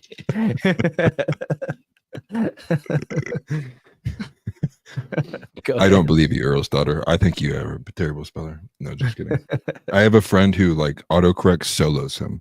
Like you have to decipher what his messages are because it's just all the wrong word. It's pretty funny. Okay. Anyway, Awesome. the other thing that I put in the book that I recommended the boss to do hits on this. We need a 24/7 declassification office. Yes. Rolling papers out 24/7. And not just like ticker JFK and not just 9/11. You're talking to the guy that's read the whole 9/11 report and those 7 pages that people talk about. But I believe as like the guy who is an intel guy who believes wholeheartedly in the classified system of information, I believe that it has been over abused by these corrupt officials in government to hide the truth and enact more corrupt activities. So what I told the boss was like, I don't care what you call it, truth and reconciliation, whatever, come up with a better name. But every agency and department literally submits all of their documentation. And I believe you could get half out, half. I still think the other half needs to remain classified. I'll always argue that it does serve a purpose, but like you're seeing in these documents in the Jack Smith case, they're just redacting stuff that they lied about, that they broke the law. Mm-hmm. I mean, it's used to protect themselves. And it's a public document in a federal court, which is a document for the people of the United States. And we can have you run that office. You can come in and just be like, hey, I want all the Saudi documents. I'll gladly do that. I'd be so happy. Yeah, So Luke will be the press secretary for We'll the give you a Libertarian cool Party. name. The declassifying the viceroy of documenter. declassification. Absolutely, I like that. There you go. I'm in. You got. Where do I sign up? Yeah. But I think that's how you earn the respect. Like you said, Donald Trump started talking about these things. Then we started putting these documents out there. And remember when I ran Russiagate, right? They came after me and said, if you put out the Nunes memo and you put this out that you wrote, our enemies and our allies are going to get murdered. No one died. That's awesome. You know, people kind of forget Luke got his start very early on with the 9/11 stuff. You know, I watched my wife even watched this with me last night too, with him questioning Larry Silverstein following the insurance bailout that he got following the towers collapsing in 9/11, and him asking questions about, you know, how aware were you of like the reports that bombs had went off, but then it wasn't just the planes that had hit. And, you know, they're throwing him out they're grabbing him, and like as they're throwing Luke out, he's like walking down the hallway and he's screaming back into the room, and he's like, "Reporters, ask a question, do your damn jobs," and because there's like a room full of reporters, but he was the only one asking questions to that level. And so, you know, to have Luke even maybe possibly fill a position in the FBI, I think would actually be a very karmic victory. Yeah, that would be awesome. I like Luke. He's what does he call himself? The t-shirt peddler? Yeah, the t-shirt vendor. Yeah. Those Speaking are of getting which, plenty of these. check out the store.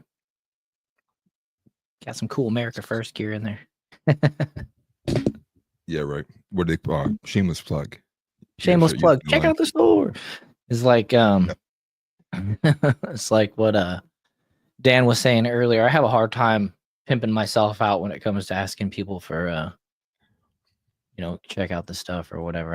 I'm okay with asking people to like and subscribe. It's a free way that people can support. But anyways. Yeah. It's the easier way to ask for it, so when it's free. I like it too because it's the way that people can give away Google's money, but just simply for free, Yeah. you You're want to hoping work Google against pay the me. system? Yeah. No, He this used is to- another TNT clip. said here. Luke used to sneak into press conferences and ask official stuff. Luke had guts. Yeah, he goes to the Bilderberg meetings and sits outside and live streams and asks all the people questions and stuff like that, which is Because great. he's banned. He's banned. Yeah, I think he used to make it inside. Now he has to stay outside. Yeah, they know him on a first name basis, man. He's a great guy. I think this is what most people on both sides of the aisle are interested in, though, which is the declassification of the Epstein client list. Oh yeah. Something that I think would break things open. We can go ahead and take this, listen to this too, from with Benny Johnson. Yeah. Let's check it out. You know, it's the same thing with Epstein's list. It's like, what the hell are these Republicans doing? Oh, I saw you give out the list. I saw you make news this morning about that. I got to get to that. Yeah. You say that the FBI has Epstein's list. They're sitting on it. That doesn't seem like something you should do. You're protecting the world's foremost predator. That seems like an evil thing to do, regardless of who may be embarrassed in the release of that list. Why is the FBI protecting the greatest pederast, the largest scale pederast in human history? Simple, because of who's on that list. You don't think that Bill Gates is lobbying Congress night and day to prevent the disclosure of that list? And why is it that the Senate, and good for Senator Blackburn to try to get it out, but then Dick Durbin comes over the top and says, no, we're not going to release the names. I don't care about the list itself, but he released the names, right? What the hell are the House Republicans doing? They have the majority. You can't get the list? You're going to accept Dick Durbin's word or whoever that guy is as to who is on that list and who isn't, and that it can and can't be released? Put on your big boy pants and let us know who the pedophiles are. We have an election coming up, and we need to adjudicate this matter at the polls. God knows the FBI and DOJ aren't going to do anything. But how are you going to reward the FBI with a new headquarters building after their illegal surveillance on Donald Trump continues with a reauthorization of FISA, and we can't even get basic documents out? This is why America hates Congress. And this is why I'm tired of the Republican majority saying they're going to get the job done and failing. Fire. Yeah. It's awesome. This is the guy that's going to be leading the FBI. And, the early rumors were that he was going to be running the CIA. And then I was disappointed when Trump appointed the other person. But then the rumors started coming out that it was going to be the FBI.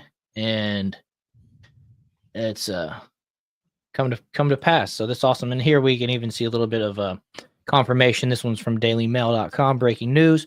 Trump nominates Kash Patel for FBI director after backlash over rumored contender Mike Rogers.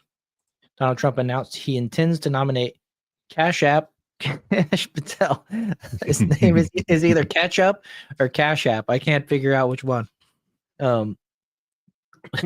Either or. Sorry. I was watching a King of Queens episode last night, old show, right? And the main character, Doug, was sitting there with his father-in-law, and his father-in-law was asking for the catsup. And he said, refined people call it catsup. And he's like, it's what? And he made a point to make him say ketchup. It was funny. Anyways. I forget they have like a different spelling. I think it's like, what isn't that how they spell it in like in other countries to speak of proper English. Possibly. Cats. So, anyways, Trump nominates Kash Patel to serve as the next FBI director. The president-elect revealed his pick on Saturday on a social media platform, Truth Social, describing Patel as a brilliant lawyer, investigator, and America First fighter. I love it. Get these America First people in there, man. That's the people we need, and hence, I'm fully behind it because the name of my channel is America First TV. But Patel has been, yeah, come over there and subscribe. No, seriously, Patel. No, I'm just serious.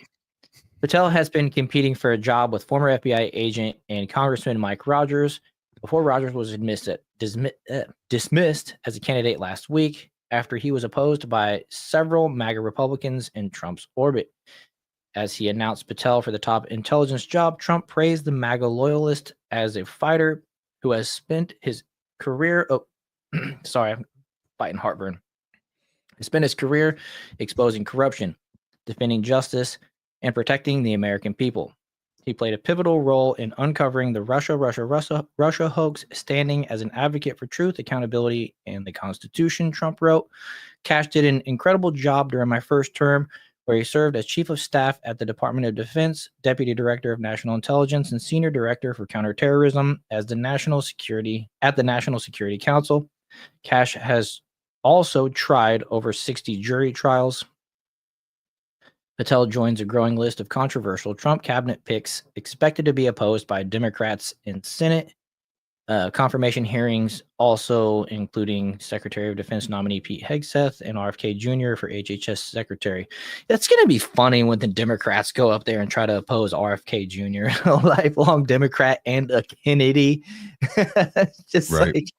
It's just like what Dan was saying earlier, that the parties has flip-flopped. The conservative Republicans are now the hippies, right? We're the ones standing out there saying, peace, not war, and stuff like that.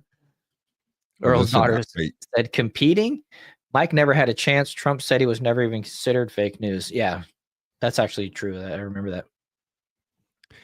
Why, dude? I expect that all of the attention on Pete Hegseth going right to Kash Patel now. They expect some kind of weird allegation to come out about Kash Patel, the media running wild with it. Like, I think he would take priority in being opposed over Pete Hegseth or Tulsi or any of the other ones they don't want in there. Right. Donald State said we'd be better off with a monkey in charge. Yeah, this is why I say, like, I wish Trump would just cover his eyes and hold a rally and just be like, and my new AG is who am I pointing at right now? And pick random people out of the crowd, and we'd be in a better position. Yeah, you'd find some good America First people out there. That's for sure. Patel has also been rumored to be in the running for Trump's next CIA director. He had been involved in Trump's transition team, with his prominence in the nominating process leading to controversy this week as he was accused of using his position to lobby for himself. Politico reported that some of Trump's team were frustrated that Patel was advocating for himself to lead one of the new administration intelligence agencies. I don't care. I think he's good. He should have been petitioning for himself. Oh, I see Dan's still here. Dan said we are the culturists. Sorry, I can't read. We are the counter-culturists. Yep. Well, that's awesome. Hey, that's cool. That X picks up the comments. Yeah, I was going to say that's an X comment. So, okay, maybe we're not missing the comments over there on X. Cool. All right. I'm just not getting any. It's funny. But yeah, it's exciting though. I think a lot of people were not expecting Kash Patel to get nominated. They were floating the deputy director serving under Mike Rogers, but as Earl's daughter said, they called that fake news, and Trump came out and said he was never even considering him. But I also kind of think too, if we go the 40 chess route, maybe this is in an attempt to get heat off of other people, and knowing that maybe Kash Patel will be the one they have to sacrifice, and he won't get in, he won't get the nomination, but this allows Pete to get in, this allows Tulsi to get in, and RFK, and then once again going with somebody who's less brand known, less brand recognition. Yeah, I hope not. I'm gonna be disappointed if we don't get this one on the heels of the Matt Gaetz thing. Yeah, well, I would expect that you would get even more opposition to Kash Patel than you would Matt Gaetz. Obviously, I think Matt Gaetz was going to go after people at a high level, being the AG and having a lot more directory, and he would have the FBI director underneath him to kind of dictate things too. I'm with the whole all of the rhetoric that's come from Kash Patel. He's been a bit more spicier in regards to like what he does want to go after and attack and declassify.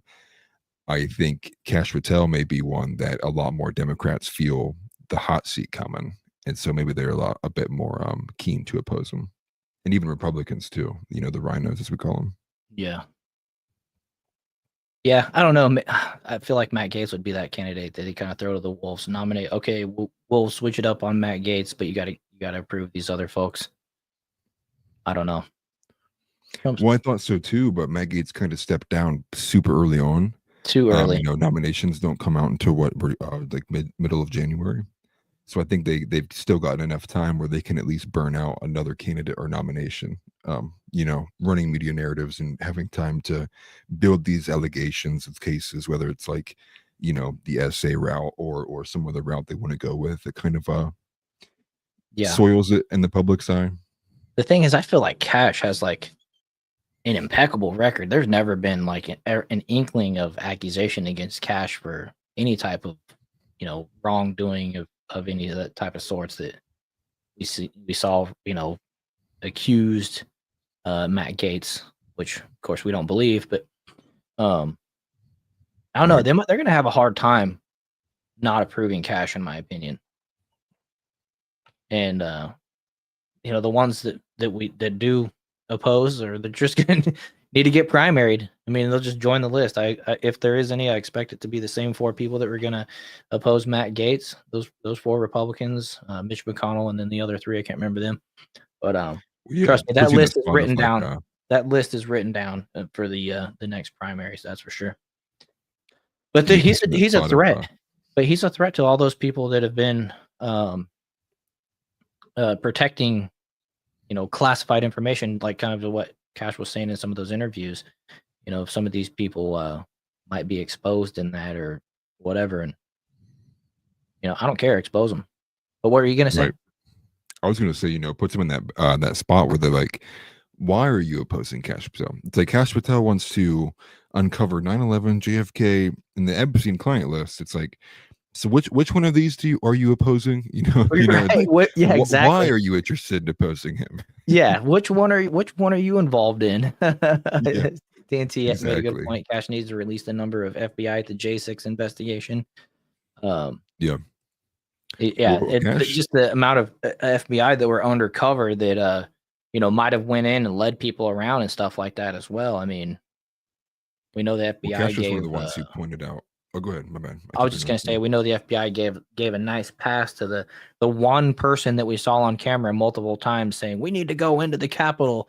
Can't think of his name right now, but that guy pretty much got a slap on the wrist while other people are literally rotting in prison without trial, which is damn shame.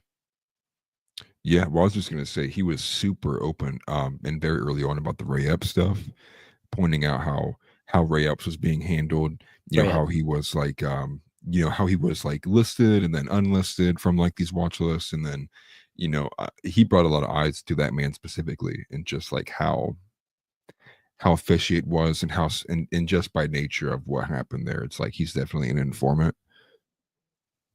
Yeah, Ray Epps stinks, Dan. Yeah. Earl's daughter made a good point. I'm sure some old girlfriends of Kash are being offered a deal tonight. Hopefully he's a good traditional Hindu and his mama knows everything about him. Yeah. I mean, the fingers crossed. If he has any skeletons in the closet, we'll hear about them tomorrow, right? Well, that's the thing, is it doesn't even need to be skeletons, right? I think the point that Earl's making is they're going to make you a deal, and it's like, yeah, you didn't really give him consent that time, did you? And it's like slides $100K. It's like that's what it's going to be, and it's just to like kind of soil him, you know, publicly. The thing that gives me hope as far as that not being the case is he's been floated out there. His name's been floating around for a couple weeks now, and so you would think with the name being floated as far as like leading the CIA, and then potential FBI. I mean, that's been a couple weeks, so you'd think that they would already have it out. You know, they'd be scurrying immediately, and we might have already got a glimpse of something. But since we haven't yet, you know, fingers crossed, I just won't have to be something that we deal with, and it'll just be clear cut as you explained it earlier. It's like, so do you oppose the the 9/11, the JFK, the J6, the Epstein files, or even the Diddy files? Maybe, you know, like which one is it? Which one do you oppose? You know, which one are you trying to hide from the people still? And what did you have? What interest do you have in that? Yeah, can you give me the details specifically why you don't want that stuff to be released? Yeah, it puts them in like a really bad hot spot. Yeah, definitely. But we gotta make it to the vote, right? Unlike Matt Gaetz. Still, the job was done in the Matt Gaetz as far as exposing those four. Probably could have done a little bit better, but I don't know. I'm just trusting Trump when it comes to that, and I trust Matt Gaetz when it comes to that stuff too. So it's hard to do. It's a little bit disappointing, but well, not even like the just like how many, you know, actual federal agents were involved in instigating. I think this needs to go further up to, you know, some of the stories we got were like what Nancy Pelosi was asking for, and I think, you know, she wanted like, you know, turrets at January 6th. And then some of the other stuff was when Trump had asked for more security presence to be there, that it was denied. You know, all these denied kinds by of the things mayor bring that to light. and Yeah. Pelosi, I believe, were the two. Yeah. Yeah, definitely. Looking forward to Trump getting in and pardoning those people, and we can maybe talk a little bit more in depth about what I know. Right, especially because you want to clear the slate as much as possible with that stuff. Because so many people, I mean, how many of your guys' grandmas could still sit there and go, "That was the worst day in American history," and it's like, well, they still believe Grandma, that there's so much you don't know. they still believe that folks brought a noose for Mike Pence when the reality is the thing was like 4 foot tall or something like that, or 5 feet tall or whatever it was. And The Jesse Smollett stuff. yeah, I've never seen it. Like, this is MAGA country. You know, for where was all the video of it? If that thing was even really there, where's all the video of it? And I'd also like to know what was the deal with that pipe bomb on January 6th. Yeah, they disappeared super quickly. And they sat on the J6 footage for, I mean, Lord knows how long. And then when they finally released it, they only released it to one outlet. I think they only released it like what, Fox, or was it Tucker Carlson? They only gave it to like one person.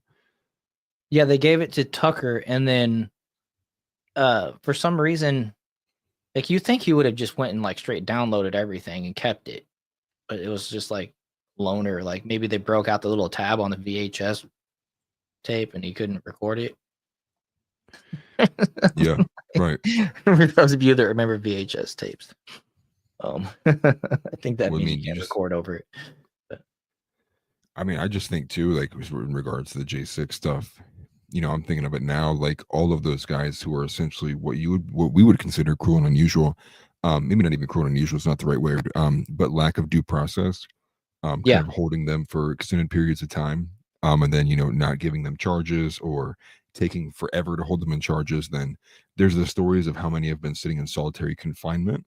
You know, and essentially kind of like using that kind of Patriot Act form of justice on American citizens, when we all know the entire thing was a very drudged up program, you know, ran by whatever federal assets that were involved. And so, yeah, I think Earl's daughter is completely right.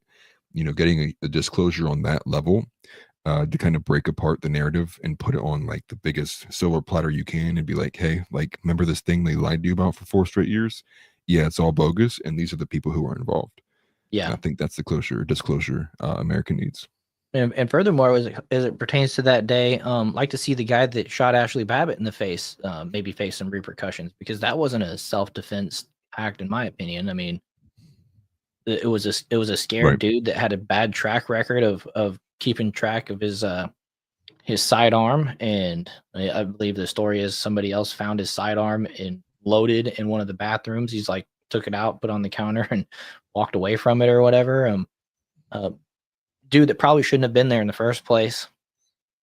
I just, like to see justice for the ones that were actually done harm that day. Yeah. Have you seen you've seen the footage of it occurring? Yes. And it was And like the dude's standing there, and you can see him like hiding off to the side, and right, and it's like it was a door that they were just like at. I mean, they were banging on the door, but like it was like that window was like a slit of glass. It wasn't like a regular panel window, and that's all he had to shoot through, right? So he shot through like the only opening he could. So it was like a very kind of like premeditated thing that you were going to do, right? It Yeah. wasn't no fear thing, and if they were going to break the door down, I mean, the door would have had to have come down first for that to occur. right.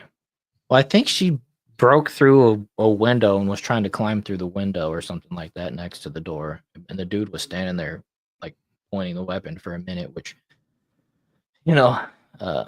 unfortunately people didn't see it. Somebody was filming it, but nobody like, hey, wait a minute, stop, dude's got you at gunpoint. Is just a whole all around bad Yeah. scenario. But I would like to see the person held accountable, because nobody up to that point was actually harmed by the individuals going through the Capitol. It stopped them in their tracks essentially, but at Well, that the point, I lectern mean, guy, yeah, walked he was getting around. walked around. Yeah, Yeah, he served prison time for it. yeah, he served prison time. The Chansley guy, the shaman dude, Jacob Chansley, he was Yeah. escorted around by the Capitol Police inside of the thing. The whole thing is a farce, because the doors were locked magnetically from the inside. Like, you can't open a magnetic lock just by pushing on it. I mean, you're talking about some serious force. Yeah, I Angry Yeti said people here. always want to say let bygones be bygones, but it's always like the right wing that's got to be the ones that settle and be like, okay, we won't do anything to you. I don't think that's how it's going to play out this time. It's always somebody that's turned taken an inch that they've turned into a mile, that then goes and quotes the Bible and says, hey, you're supposed to turn the other cheek. And it's like, you know what? Not anymore. Not in this Right. instance. You know what? You guys have tread all over. You don't respect the line when we draw it. You force your way across the line whenever we toe it. And now it's time to just basically give you guys the same justice that you dish on everybody else, which is why I hate Donald Trump trying to appease anyone on the left right now. I mean, he needs to just cater to the people that elected him and just get stuff done. Like Dan Well, the turning said. the other cheek reference is even like a categorical, like, failure of distinction. That's like on an individual basis. When we're talking about upholding like the law, and upholding blind justice, you have to make sure that these things get rooted out on Mhm. like a systemic level. And this doesn't mean we're gonna forgo their due process. It means we're gonna try them how our people should have been tried in the first place, and not in a way that was like so far gone from the truth. And in fact, they'll probably even get a better process, but it doesn't mean they're not going to be going to prison. Right. Yeah, that's true. I see Angry Yeti said here, yeah, leaving your weapon unsecured in the army will have dire consequences. How the hell do they justify allowing the guy to keep his job at the Capitol? Yeah, I mean, it's rules for thee and not for he, or whatever the phrase is. Rules for he, but not for ye.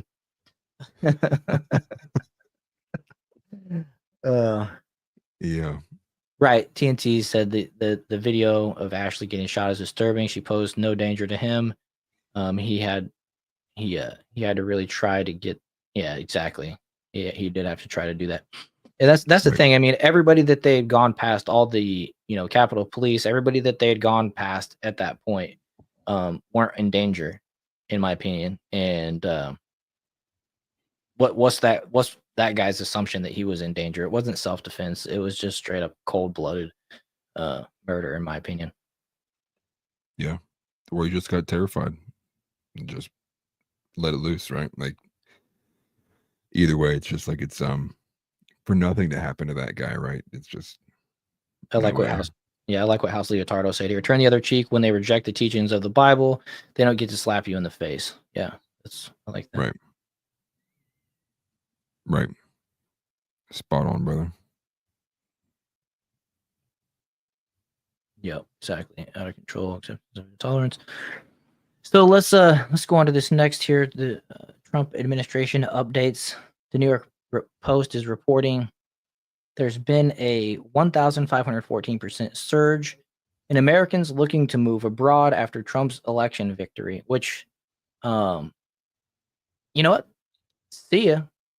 Don't let the door hit you where the good Lord split you. Because I mean, that's just thinning the pool of rich people that voted for Kamala leaving the country. I mean, I'm not sad. I won't shed a tear.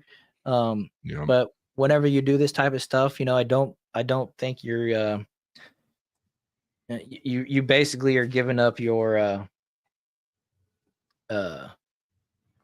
citizenship in this type of scenario. Just my opinion.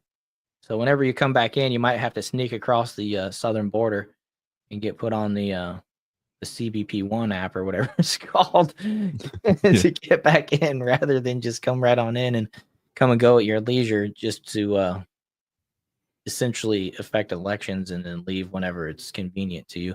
Which, funny story is, I heard Ellen DeGeneres, who left the country, I heard her whole entire house flooded. I don't know how the scenario is, but apparently her house got a little messed up in her new house abroad. Yeah, her mansion from here at home. It's pretty funny. That's funny. TNT Cycles was just typing that up. So you see, mansion just got moved to flooded 5 feet. I wasn't sure how bad it flooded 5 feet. Yeah, there's a picture floating around, and it looks like the majority of the home's underwater. Just like her house was floating around. No, like it was. Oh darn! You can barely see it. Yeah, right. Yeah, yeah. I'm calling me colored because I do not care. Errol's daughter said, "God is so good." Oh, that's great. Man. Let's see. This one right here. Trump says he will protect the U.S. currency and put 100% tariffs on any BRICS countries that move from the dollar. I actually reposted this earlier. This is awesome. The idea that the BRICS countries are trying to move away from the dollar while we stand by and watch it is over. We require a commitment from these countries that they will neither create a new BRICS currency nor back any other currency to replace the mighty US dollar, or they will face 100% tariffs. They should expect to say goodbye to selling into the world or wonderful US economy. They can go find another sucker. There is no chance that the BRICS will replace the US dollar or international trade, and any country that tries should wave goodbye to America. Now, this is what the federal government is supposed to do. They're supposed to protect our interests abroad, right, and our borders, and not legislate all this nonsense inside of our country that should be managed by the individual states of the union. And so this is something that I approve of, protecting the value of our dollar that we spend and leveraging, and doing it in ways that doesn't cost American lives. You know what I mean? Threats of war. I mean, it's just like, it's going to cost you so much. And then, the Democrat excuse or counter is, well, they will have to pay more for stuff. It's like, no, and not really. And at the same time, I don't mind paying a little bit more for some American-made stuff if it promotes the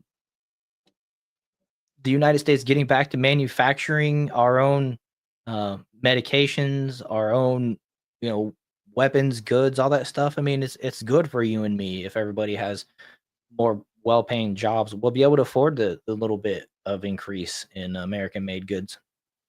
So I'm all for it.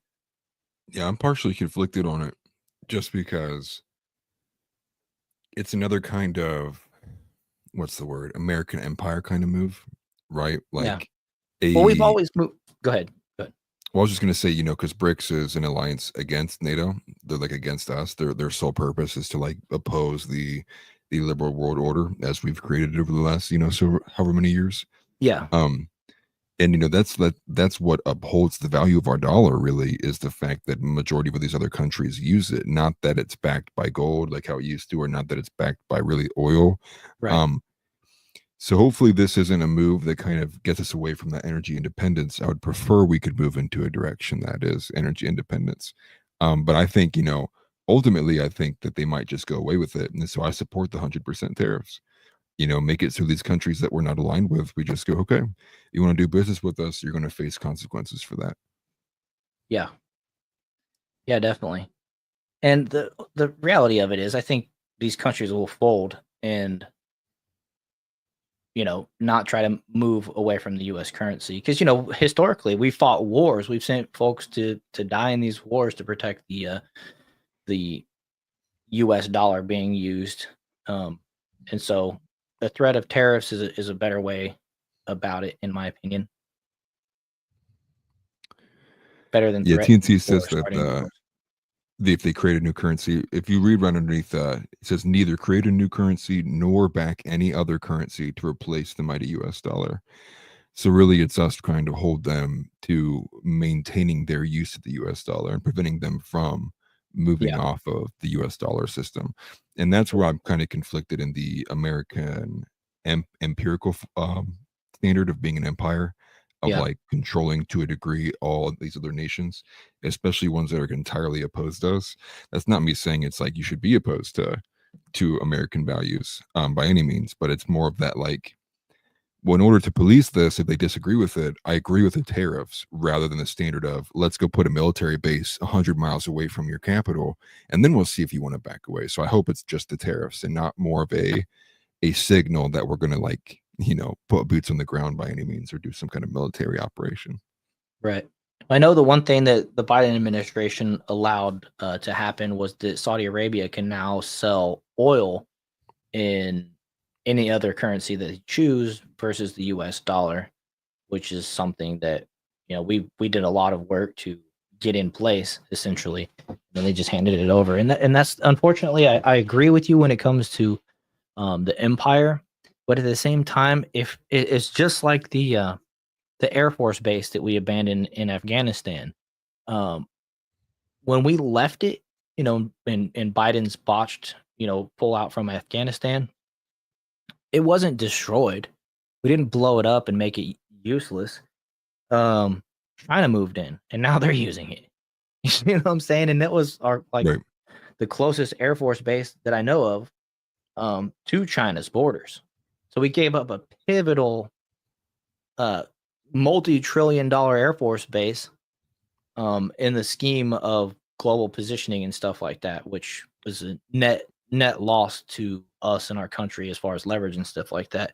And we'll never get that The, back. We'll never get that back. And so anytime we try to allow them to switch off the dollar, anything like that, unfortunately, it's just ground that's going to be seized by one of these BRICS nations. So we just have to maintain it at this point. It's because it leaves a void to be filled, and unfortunately, it's people that don't have America's best interest that are going to fill the void. Well, the counterpoint I would say to that would be that the plan to pull out of Afghanistan was actually Trump's idea in the first place. The botching of Joe Biden was that they did it in a rushed form in the middle of the night. So they had a progression to slowly wind things down. One of the things they point out to was that there was a set plan in place that they would train the individuals on what the equipment was for what they would leave there. And so by us doing it in such a fashion and leaving the equipment the way we did, not only telegraphing that we were going to do it too, was a huge kind of like, that was a very seditious thing to do. Like, I don't think anybody, at least that I would talk to, would think that Biden did that thinking it was a good idea. It was more so a way to be like, how about we do this in an attempt to further be like, oh, and this is why we should go back to Afghanistan. Like, this is why we shouldn't have done it in the first place, and use it as an excuse rather than look at the idea of like they did these things on purpose when there could have been a plan in place to be like, and this is how you would train these people. This is what the equipment is.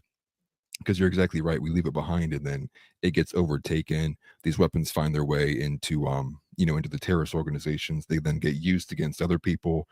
They held Americans hostage. I can't think of how many people we left behind there during that thing too. And so that's why I'm like, I still stick to the principle of not being the empire. And there could have been a way where we could have given it to the Afghanis in a way that they could have controlled it, like, and policed it themselves without losing it to China. Right. Well, I think that was part of Trump's plan. I'm not going to act like I know the exact Trump plan, but I think that was part of Trump's plan, was to not leave a fully functioning Air Force base, essentially to be seized and taken over by any of our foreign adversaries. We spend a lot of time there, a lot of life was given there, getting it to the point of where we were supposed to then at that point hand it over and, like you said, have the Afghanis be a strong ally essentially, and then they have this Air Force base or whatever, and then it's still a global position that if needed, we could come back in. We could come back in. You know what I'm saying? But now the way that it is, it's we'd have to fight for it. And to Right. fight for it would mean going to war with China, essentially. And that's just not going to happen. So, Power vacuum issue. yeah. There will be somebody who will reign over it.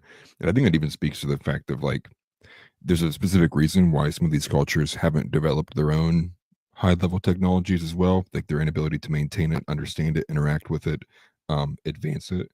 And so the idea, even at a more base form, is like, if you leave these devices amongst themselves of people who are generations behind of developing even minor forms of it, is like, I think that's kind of like a losing proportion even in the end.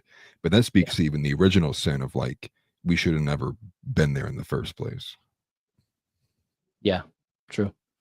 So breaking, this was earlier today. Borders Czar Tom Homan says the Trump administration will investigate the Biden administration, the United Nations, and various NGOs for alleged roles in causing the border crisis. People are going to be held accountable. And I love that. I mean, we need to seal up the borders and figure out what was going on with these people and their motivation is to openly allow a foreign invasion come across our southern borders. Were they being paid? Who was paying them? How much did they get? And is it, what is it something we can throw them in prison for? Essentially. The lightest way you can say it. Hold them accountable. Because something that I realized the other day was the CBP One app, which they're using to facilitate all of this illegal immigration via asylum seekers, was something that was developed under Trump. Like, not saying that Trump was aware of it or had anything to do with it, but it came out real quick after Biden took over. And so it would have had to have already been in development, and folks basically working behind Trump's back at higher levels to implement this upcoming, even if it was in the lame duck session, which I doubt they developed it in 2 months after Trump lost before Biden was inaugurated. But still, it kind of goes in line with what we've heard a lot of these generals and stuff who were, was it Milley who told China that he would give them a heads up if Trump decided to do anything militarily. I think it was Milley. I almost said Homan. I think it was Mark Milley that said that. One of them. And it's just like, how is that? Like, you're a general for the United States military. You do not have the authority. Your boss is Donald Trump, the president. And you're going to go behind his back and warn an adversary if he's going to do something? Like, dude, that's some Benedict Arnold crap right there, dude. Like, what are you doing? Right.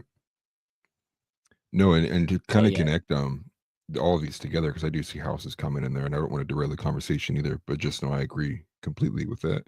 Yeah. But speaking to like this idea of what mass deportations are going to look like, and how hard that the incoming administration, we want them to be, and this goes back to something we've talked about here previously, which is, are we going to be able to outcompete the optics? Like, are we going to have the conviction to go, no, this is the right thing to do? I don't care how much NBC, CNN, Rachel Maddow, all of these late night hosts want to cry and complain about all the images of like, oh, look what they're throwing the people out. They're weaponizing the Justice Department. And it's like, yeah, these people who, for the last however many years, who screamed that they are anti-white, anti-Christian. They want to put secularism as the religion rather than Christianity. All these things are like, you got to remember and hold it. Like, that's who these people are. And it's like, once we have the power, you can't kind of fold to be like, maybe we should be nice and, and not kind of fall to that modern day version of what Protestantism has become, which is this vaguely like, be nice and be tolerant of all these things, because we see what happens, right? We will lose it. We say if we lose the next election and JD Vance, for whatever reason, hypothetically doesn't win the election, and then we're subjugated for another 4 years of people who hate you, your family, who you are, your principles, your beliefs, is like there's only so much before the American idea and dream and nation as it is as we believe it to be, can handle that. And so after a certain period of time, you have to begin to not only just stop the bleeding, but advance ground and be like, hey, we're not playing these games anymore. I see Earl's daughter said, heck, in 2017, I was all for asylum. Not anymore. I'm so tired of taking care of the world's problems while our sons and daughters struggle to find housing or afford food. Yeah, 100%. I mean, Right. that's part of the mandate that Dan was talking about that we've given to Trump in this next election, you know, or in this next term. Yeah, more people need to buy eggs than get abortions. Yeah, which, you know, I'm an advocate for getting yourself some chickens. Yeah, and being self-sustainable. Not only are they entertaining, but they give you food. Oh, this is actually kind of funny. This little clip we're about to play here. Okay, this is from Johnny Maga. Let's just go ahead and play it. It looks like a bunch of quotes. Yep.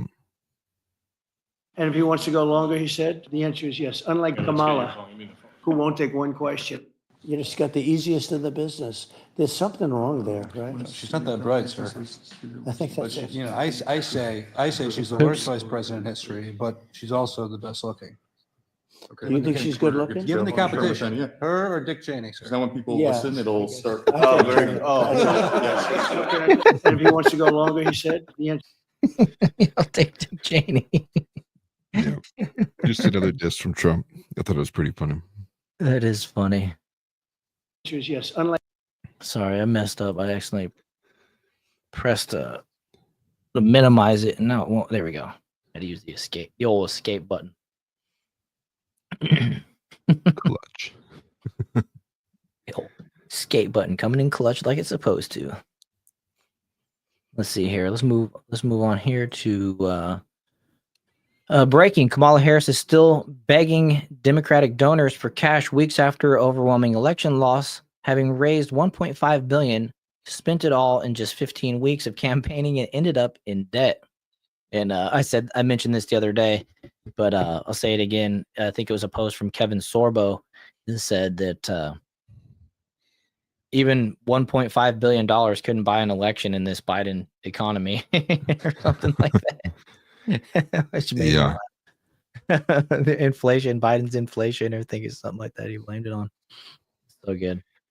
I mean, imagine like not being able to even manage 1.5 billion in that short a period of time. Imagine and then that spending person that takes much. over your country. Spending that much money. What a waste. I mean, like $1.5 billion. That could have been used way better. Not way more better, but way better than pushing a kind of like I said it earlier, like I described it earlier, a candidate that was kind of a mail away candidate or whatever, however you'd say it. Like they didn't really put their best foot forward. They kind of put her out there because it was throwaway. It was just a candidate that they thought maybe had a chance, but didn't really have a chance. You know, expect or hope for the best, but expect the worst type scenario. I think is how they kind of looked at her, especially when they were just maybe going with this chick is failed upwards her whole entire career, so maybe she'll fall upwards one more time. She'll fall upwards one more time. Thank goodness she What's didn't. even insane is like the other elections, right? The smaller ones with in other states. Kind of ridiculous that, you know, like November 18th, it's like they finally called the state election, and it's like, dude, what are we talking about? If the election day was like 2 weeks ago. It's like this stuff can't. We got to shore up the election voting system, Right? We need and hold states accountable to their actual own constitutions. Right. And I wanted to ask folks over on X. I see we got a few people watching. Make sure you follow me. I'll follow you back pretty much, and I'm sure you'll do the same thing. I won't speak for Atlas when it comes to that, but make sure you follow me over there.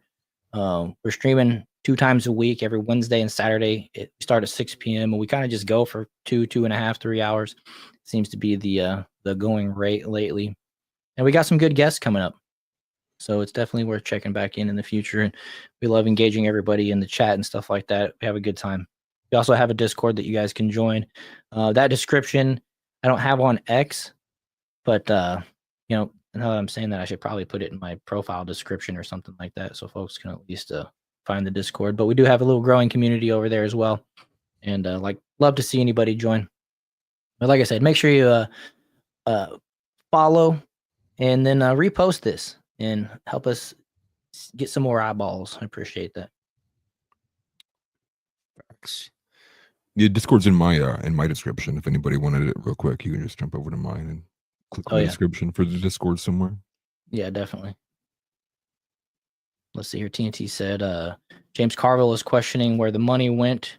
We're going to audit that the campaign. We're going to audit Future Forward. We're going to audit the DNC. We're going to audit everything. Yeah, definitely. James Carville is funny because this dude, I've seen him. I don't know a whole lot about him, but I've seen him on Bill Maher a few times, and he's just so wrong about stuff. So it's funny when even these people that have been like Trump deranged are actually coming out of the woodwork and saying, where did all that money go? What the hell's going on? Like, what? It's like, oh, now you realize. We've just been telling you for 4 years that the mainstream media is full of shit. And now you're realizing, like Jink Uger, I just saw his post the other day where he's like acting like he's coming around. And I think it's just a bunch of these people are actually like just grifting like super hardcore. They realize that they backed the wrong whatever. And they're just like, oh, for the sake of my career and staying relevant and being respected for my opinion, I gotta switch it up a little bit. And it's just funny. You see it more and more. It's like all of a sudden Jink is going to be more of a Republican than Anna Kasparian, who's been going down this kind of a, I hate to even say it like this because she's been very complicit to the Democratic Party and the mainstream talking points, and she's, doxed people and doxed her opponents and everything, but she's kind of coming around. And I jumped on Laura Loomer's case in one of my videos from yesterday, I think it was, saying like, this isn't how you should treat somebody that's waking up to your views. And I got a lot of opposition. I actually got a bunch of comments that were saying like, nah, she dug herself a hole too deep. And so like, I tend to agree, but at the same time, it's just, I hate not leaving a path to redemption for anybody. And, we're all dumb at some point. I mean, at least most people were. Some of you guys were just smart ever since you were babies, but well, even if I was to play devil's advocate to that, because I do agree for the redemption, is Anna Kasparian didn't change until she was literally like physically assaulted.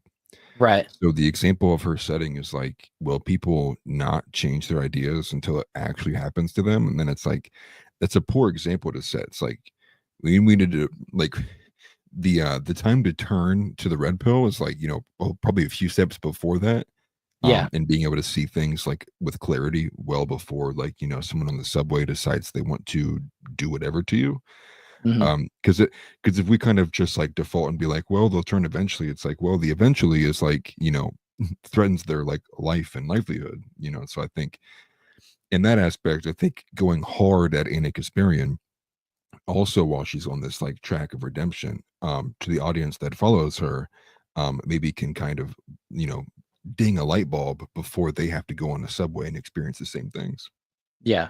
Well, I mean, and to your point, I mean, she didn't like the fact that they were calling women birthing person. She went on multiple rants about that before I think she even got attacked or whatever the scenario was with that. So, I mean, the writing was all over the wall, but it literally takes that type of scenario. And she's still like not a Republican. Although I had a lot of people make comments in a previous video where I asked the question, do you think Anna Kasparian might have voted for Trump secretly? And most of the people that responded said she did vote for Trump. So it's an interesting scenario over there. But to round out my point is Cenk Uger's acting like he's going to be more Republican than she is all of a sudden. He's going to pass her up in the race of being red pilled.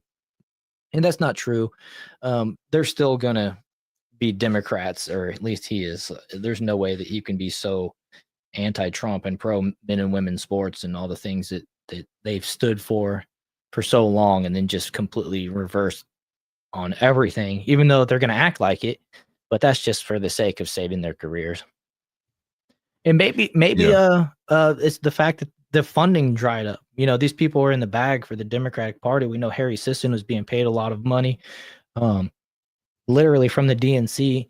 I can't remember if it was directly from the DNC, but he got a $200,000 payment, or at least I saw a screenshot of it. This dude was getting money for pushing Biden, saying that he was happy, healthy, aware, witty, all this type of stuff. And it's just like, man, you guys, you have to be paid to say that. There's no way that you can be a intelligent person and believe the things that you're saying. I tend to be more cynical. I think that it is probably the fact that Cenk Uygur is like, there's probably more money in grifting over here to this moderate position, or at least being, you know, center right on some things, and there is where I'm at previously. You know, I somebody who's in, for me, Well, I'm personally, still waiting for the direct deposits. I haven't gotten anything. Right, no. But I just kind of think, for me personally, it's like when I look at an adult man who has spent his life in politics, you know, you have to like go out of your way to ignore what's happening, right? Like if you use X for any amount of degree, if you wanted to like be not right wing, you'd have to go on X like and do that. So you'd have to like hold your hands over your eyes and be like, oh yeah, I definitely see that. So for me, it's like you show someone what's going on currently and like seeing how bad things have gotten, and you show someone like what the border looks like, you show people the numbers, you show them like how the J6 defendants are being treated, like you show them every single story, and you remain like this absurd leftist. It's like, okay, it's like, well, at least you're not, you know, lying to me, you're just retarded. And so like for Cenk, I'm like, you're a little bit too bright and in a position of power for me to believe like you actually hold these positions without you being kind of subservient to some kind of money they're or value. complicit. Yeah. Right. It's like, yeah, exactly. And so I think maybe the funding just dried up. Trump won, and these people are like, all right, well, I don't got any election to win for 4 years, so your funding is drying up. You guys didn't do a good enough job, and you know, see you later. Right. I don't know if that's a reflection of maybe people leaving their paid subscription services that they try to sell over there, or what, or you know, however it would happen. But something definitely changed, and it's funny. TNT Cycle said if they drift more moderate, it's a win. That's true. You know, what they say to their audience will still matter, essentially, even if we don't believe them. Right. They're not out there just completely saying that Trump is this evil Hitler anymore. That's a win in of sorts. Yeah, if we can at least get people to stop, you know, this whole, you know, like we can start with a stick in the sand of transgender surgery for minors. If we can Right. get people to move off of there, dude, we can start doing a lot of different things and peeling it all back. Right. If we can get these folks to start saying, look, it's not fair for biological men to play in women's sports and start protecting women's spaces, you know, that's a win. You know, baby steps, but these things are easy to get behind. You know what I'm saying? TNT Cycle says he asked everyone at Thanksgiving if they saw the news stories about FEMA not going to Trump houses. Everyone said no. So I whipped out the phone and casted the TV the truth. That's awesome. That's awesome. I like that you did that. You know, it's funny. And he said that was his only political talk. You know, what's funny is I was really hoping that there would be all these videos of like fights from Thanksgiving, and I haven't seen any. Like, what happened? Like, honestly, it's crazy. I expected, like, you know, to see the videos like we saw, the post-election liberal meltdowns, the 4B movement shaving their heads, doing all this stuff, and I just haven't seen anything. Like, I actually saw a thread before on X. I think Native Patriot posted it, and it was mostly people saying the people that didn't like Trump didn't show up, and everybody had a great Thanksgiving. I'm like, wow, well, that sucks. I wanted to do a show showing fights, but there wasn't much. I'm still hoping for it. But it's reached that level where those who still actually hold these beliefs that are like super leftist have adopted the don't even engage. Right. Don't even Yeah. engage with these people. So they probably didn't even show up. You know, Yeah. you can't, because if you engage with the truth, it's hard to be like, oh, I still believe this, right? But if you start talking to somebody who's going to be like, hey, you know, you were wrong on this, and here's why, you know, they're probably going to change some minds. But Right. if you never talk to that person ever again, well, then who's going to be there to change your mind? Right. I was so surprised. There was hundreds of replies on that guy's post, and like the vast majority, like one person said we got into a fight, but there was no video. And another guy said that my one uncle kept asking me where's my MAGA hat, but that was like the extent of it. It's like, dang, this is crazy. I was really hoping for some nice wave of videos just for my own entertainment and to share with you guys, but no, nothing. So if anybody comes across some of that stuff, make sure you join the Discord and forward that stuff across, because I want to put together a compilation, and I just don't think it exists, to be honest with you, because it'd be out there by now, wouldn't it? I mean, we're talking 2 days later. Although I will Right. say, I was so tired yesterday. I like just napped off and on. I watched the Chiefs game. It was glorious, and then went right back to Oh, sleep yeah. pretty much. And then I slept The late very today. controversial ending to the Chiefs game. Oh, I don't want to hear it. You know, it's so funny is it's become so clickbaity to say that the refs are helping the Chiefs, and it causes this like instant reaction from Chiefs fans to this instant engagement. So there's like Yeah. accounts out there that are like Black Adam Schefter, who every time a Chief wins, he will blame the refs or whatever, and then just tons of engagement. And it's like, dang, these people are making loot just off of, you know, clickbaiting people into this, you know, one accusation, and people are just so done with it that they have to defend their Well, team.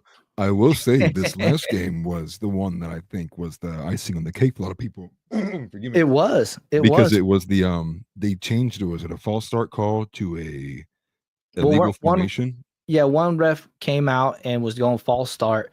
Then they huddled up and they changed it to a legal formation, which I've seen. I went through and scrolled. They got me with the clickbait stuff too, right? And I've gone through and seen the full on explanation, and it's actually written in the rules that it's not a false start if like a certain scenario, and if the clock is running, it's a false start. But if the clock isn't running, then it's not a Right. false start.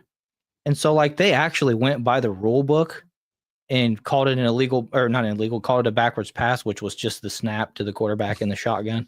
And, But the you know, rest were like, let's look into the like subtext A, section yeah, B. Like, how can we help the section Chiefs here, dude? B.2. Yeah, but they got it right as far as I know, as far as like, you know, the actual way the rule is written. And so I don't know. You know, I'll take the wins.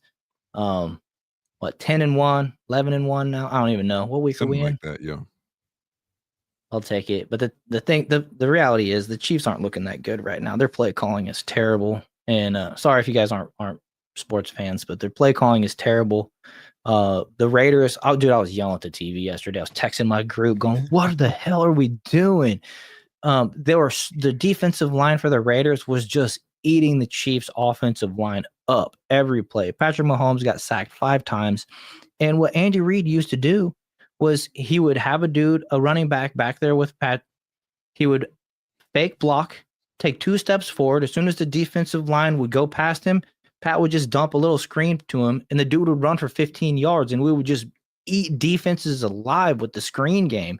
Now, Yep. like, they don't pass to the running backs hardly at all. It's just like such a change for what they're doing. And that's the thing about Andy Reid is he doesn't like to give up anything. He likes to win by the slimmest margin and put so much extra pressure on our defense that is unneeded.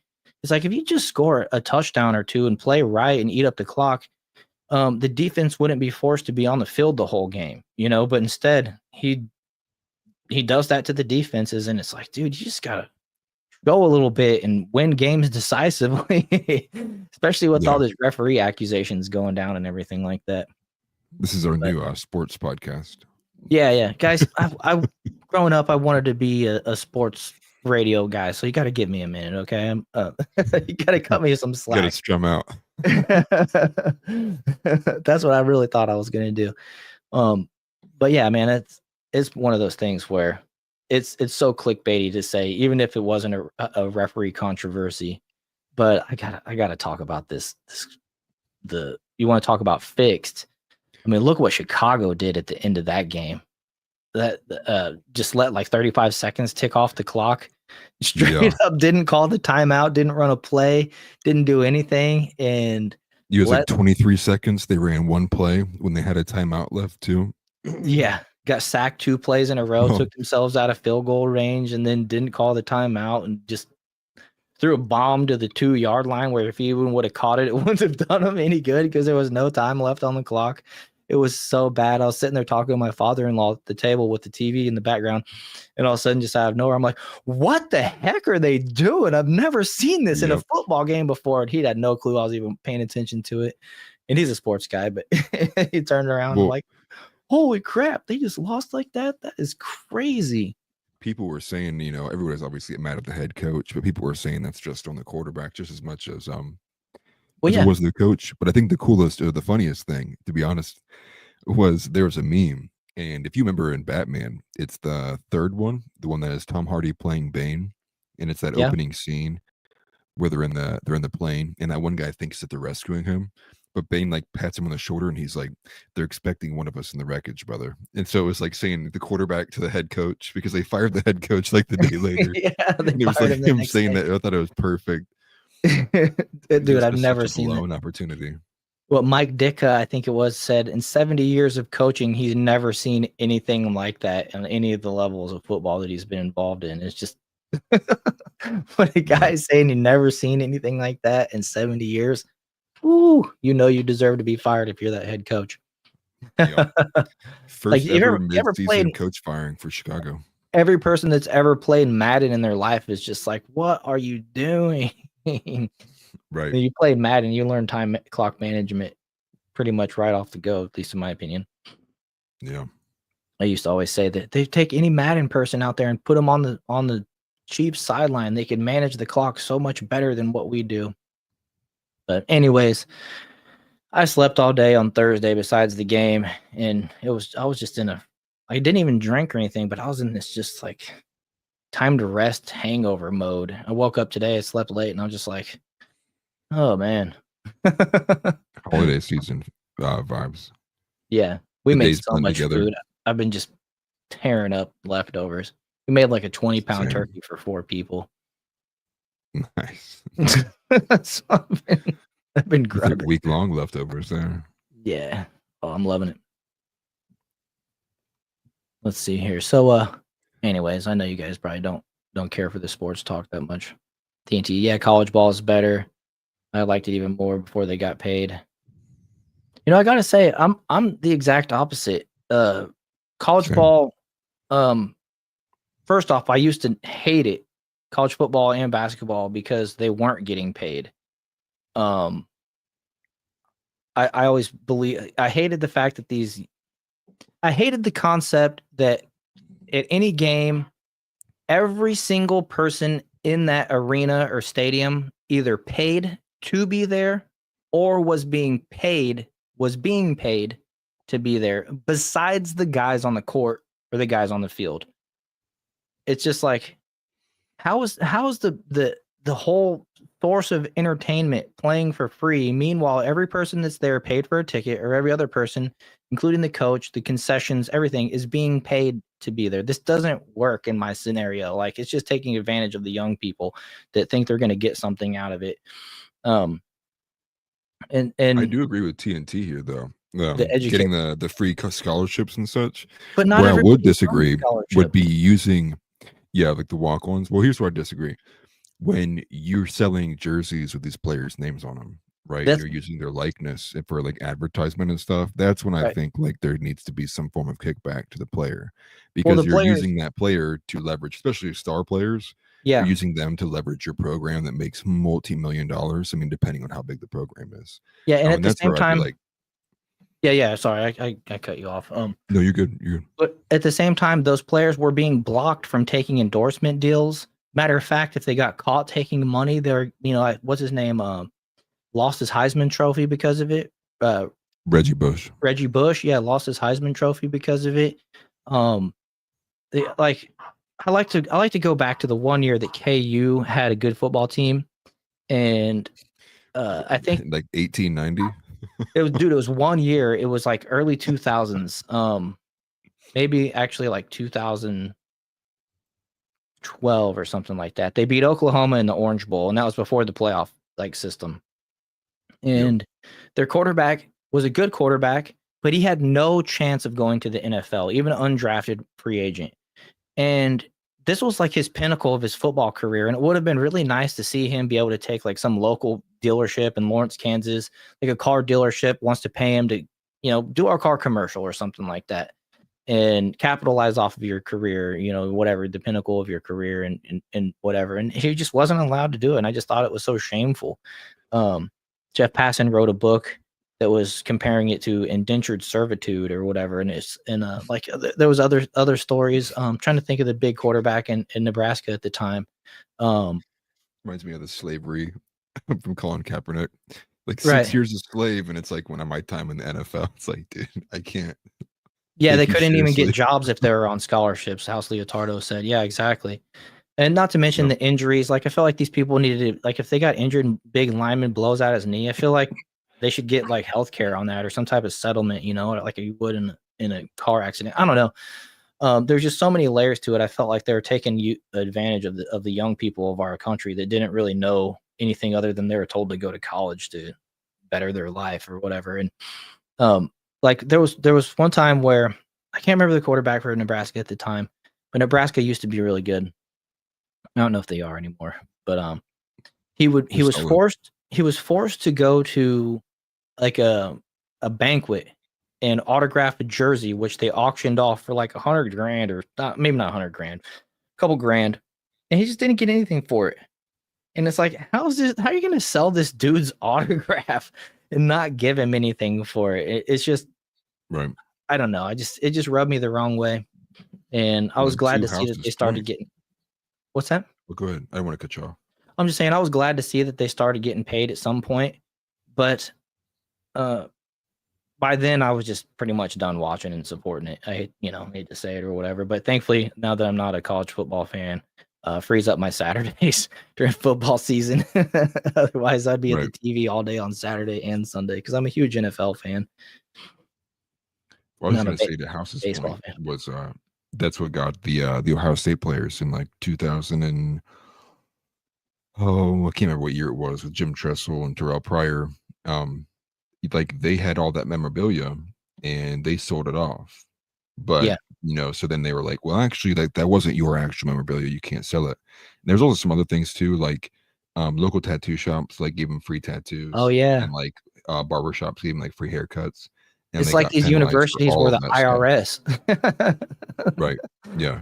Well, I have a couple friends because I when I was coming out of high school, I had a chance to go play for a couple D1 schools, but nothing huge, right? We're talking like Akron and like Toledo.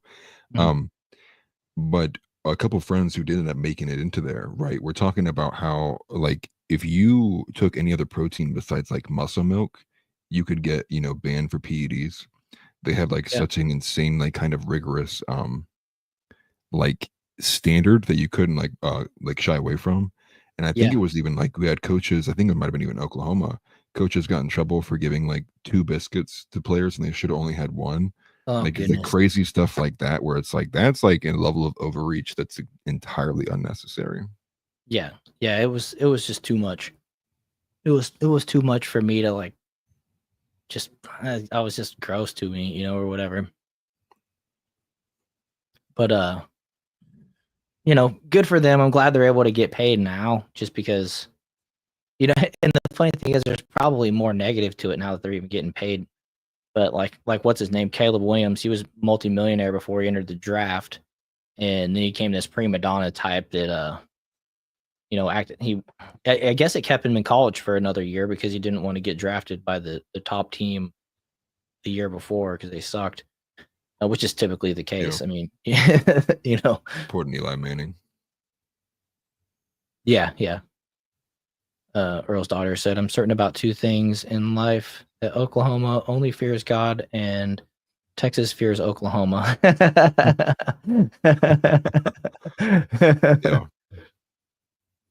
And so, I mean, the fact that Caleb Williams was able to hold back and and then get drafted by the Bears, and like to probably the best scenario ever for a quarterback drafted in the first overall pick in a long time.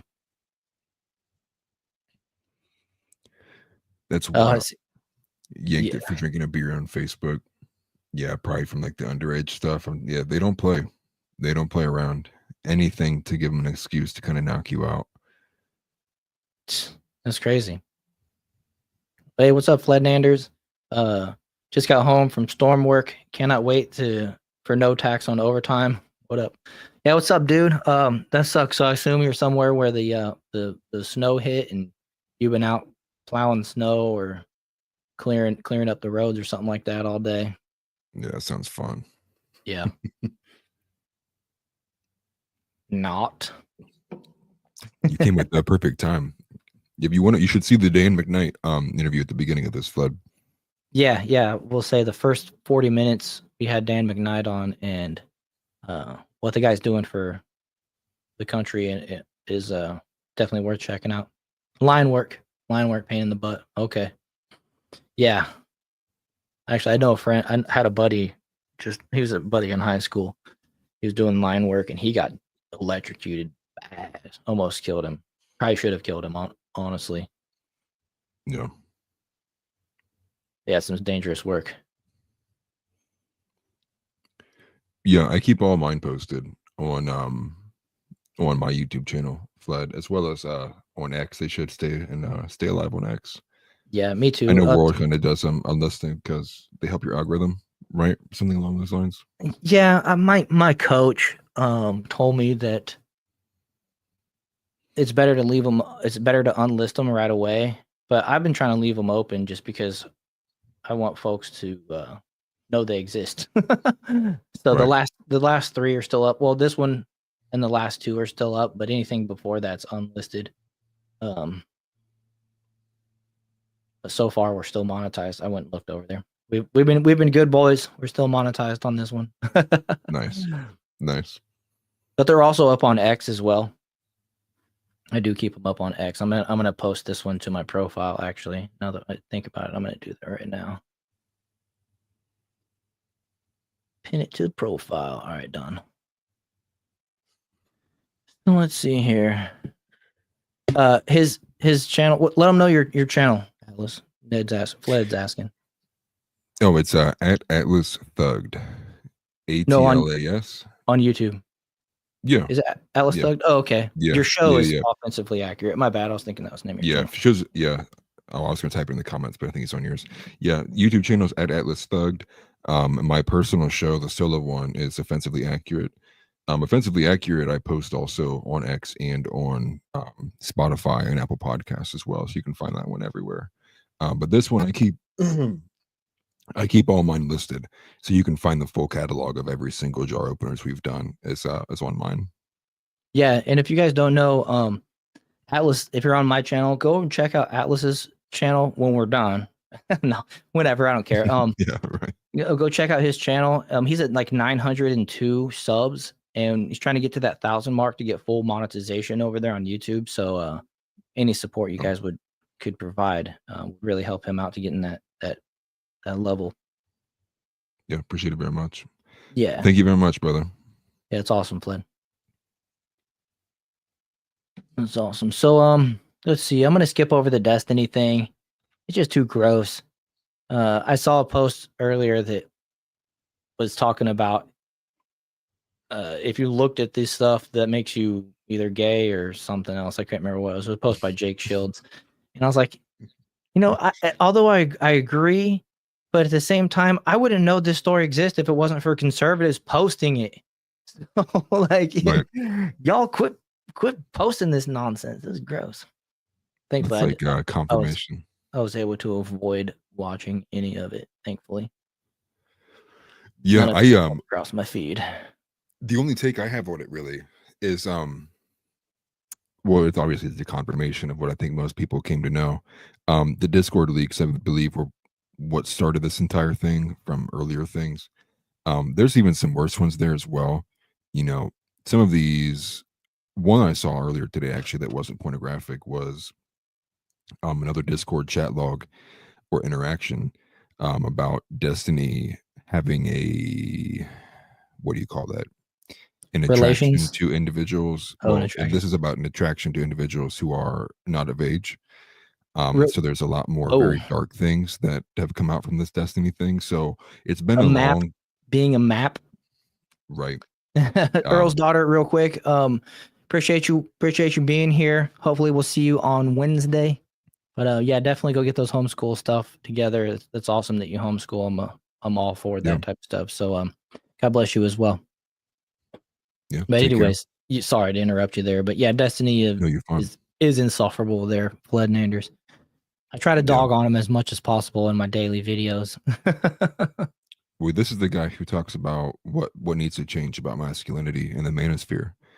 And he goes on all these different podcasts and says, this is my problem with the manosphere. And it's like, I don't think a homosexual has any place in telling what heterosexual men should be doing with their masculinity. And that's like kind of the bottom line. Now he's getting exposed to a harder degree. So hopefully he loses a good bit of his following. He repents and he can maybe, I don't think he's going to have a redemption arc. This is a guy who's like, who thinks it's good that Trump supporters were being shot at rallies. You know, I think this guy's a very, very sick and twisted person, and he's spiraled ever since he that marriage collapsed. You know, and being humiliated for that too. So who knows? So just hopefully this gets a lot more of the keener thoughted and well-read individuals to stop going to Destiny for any sort of advice. Yeah, I think I hope that the majority of his subscribers are like hate watching or watching the train wreck rather than like supporting him and believing what he's believing what he says. But There's only so much hate watching you can do for your blood pressure. You got to start checking your blood pressure.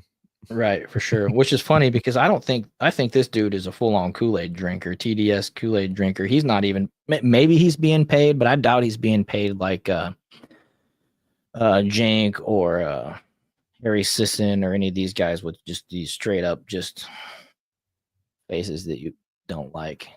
Trying to be nice here. I think he's just broken. He's just mentally broken. Right. It's just sad to see. Right.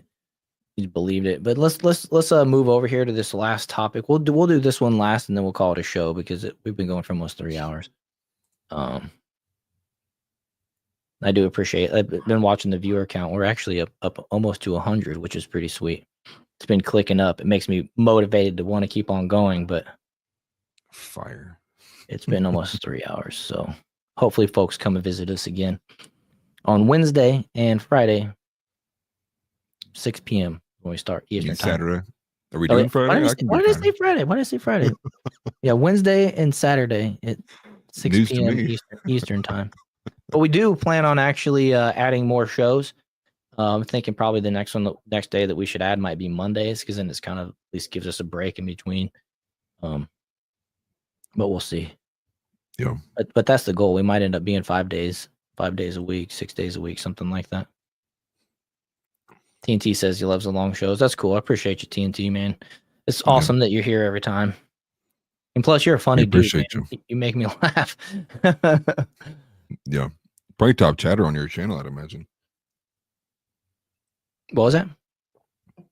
He's probably the top chatter on your channel.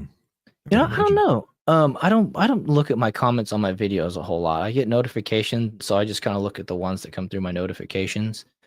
But it takes up hours of my day if I start scrolling comments and stuff like that. And so just out of time management, I kind of had to quit going through all my comments, unfortunately. Yeah. I had one guy that was a top chatter. He, like, even when I had hardly any views, his name was Zylog Bob. He would always be there, but I haven't seen him in a while. I'm wondering if my new format, he doesn't like it as much or something, but it's kind of a bummer. Hate comments too. Yeah. That one with Anna Kasparian and Laura Loomer, man, it brought out the comments. I liked it though. Laura Loomer's got like a cult following as well. Right. She's cultivated a nice simp army as well. I've grown to very dislike most of her opinions. Yeah. Yeah. Find a God. Mm-hmm. Yeah. Yeah. Number one piece of advice for everyone. Find God. Yeah. Yeah, for sure. Jesus specifically. So So yeah, we're gonna move over here to Pete Hegseth. His mother has stepped in to say that he has abused many women in a 2018 email asking him to take a look at himself. So this is, accusations possibly on the horizon, which if something like that is out there, the Democrats are going to use it. So it's unfortunate, but TNT Cycle said, yeah, Laura lost him a long time ago. Yeah, me too. Actually, I got a kick. Real quick, TNT, did you see the video that I put out from Milo talking about Laura by chance? Did I actually put that one out? No, I didn't. I did it on Candace. We just played it last week. That's what we did, didn't we? Yeah. With saying, I know I her played it. drawing the Star of David. Yeah, exactly. If anything that Milo said was true, man, yeah. But I liked her at first when she locked herself to like the headquarters of, what was it, DNC or something like that. I can't remember what it was. She locked herself to the front door. That's what got Yeah, her a huge following. She seems like a plant to make the Republicans look bad. Yeah. But so let's read this a little bit. Mother of Trump's defense secretary pick, Peter Hegseth, said that her son abused many women in 2018, urged in an email and urged him to take an honest look at himself. An AP post. It's from the New York Times. It's not going to let me see the New York Times. It's probably behind a paywall. Yeah, behind a paywall. $1 a week. New York Times, you're trash for making people pay you to read your articles. Yeah, the one thing that's concerning about this is that it's not from a supposed or alleged ex-girlfriend, and it's from his mom, and it's from 2018. It's not like this like recent kind of ordeal where his mom emailed him like 2 days ago and was saying this. And I think he's been decently open about this too. Like, I think Pete Hegseth only recently found God and found Christianity. But again, the main concern here is we're going to see a lot of accusations come out. I think that Hegseth is going to be the number one target of these things. Plus, there was that recent story where, he had like this affair with the woman, but he was super drunk, but the girl who he had the affair with or the relationship with was entirely sober. And in fact, like, I would argue, I think anyone would argue that he was the one who was taken advantage of in that situation. And the lady who did it was like, was married and like had brought her kids and husband, and they were at like a hotel at some one of these events. And it's just like, I think it speaks more to the fact of how the modern day woman is behaving, more than it does a lot of other things, and how easily they can be gullible or bought into like, yeah, let's take this money and like let's make these false accusations about this person. But I think that's what I will say is that makes all of the actual real accusations seem very easily dismissible. So then when you do have women who do have these type of things happen to them, everyone says, shut up, you're lying. Yep. And that's because you have all these other ones who take advantage of all of the simps who will come out and be like, oh yeah, I believe all women. And it's really, really, really broken the Me Too movement. It's like non-existent. And I think the first big stepping stone in that was the Amber Heard and Johnny Depp case, right? You have one that went for such a while where Johnny Depp loses all these jobs, they kick him off Pirates of the Caribbean, and then here comes the court case and the evidence, and it's like, dude, oh my gosh, it's like Amber Heard is a despicable human being, and it's like you find out all this evidence of stuff that she had did, all the lying that she had done. It's like Me Too movement was over, but it also damages, normal females who actually have things happen to them. Right. So the old boy that cried wolf story. Right. Now everybody's like, just shut up. Right. Right. Right. But let's actually, let's run through these last two topics real fast because they won't take that long. I see a bunch of new people coming in here over on X. I wanted to let you guys know that Dan McKnight was on for the first 40 minutes. It's definitely something that you guys should go back and watch when we're done with this. And make sure you do, please, share this video. It helps us get more eyeballs. I've seen a few every time it gets shared over here on X. I'm seeing an increase in the views. So if you like supporting MAGA, type individuals, you'd really help us out. So I appreciate it. Like this video, share it, follow me, and I'll follow you back as well. Facts. Yeah. Share this video. Share this video. Like, subscribe. Sorry, my little dog. She's old. She's deaf, and she doesn't realize she's being loud. And so, well, she was a bully. She wants my wife to sit in the chair and watch TV with her. And anytime my wife gets up, she just barks and barks and barks. And it's like, stop.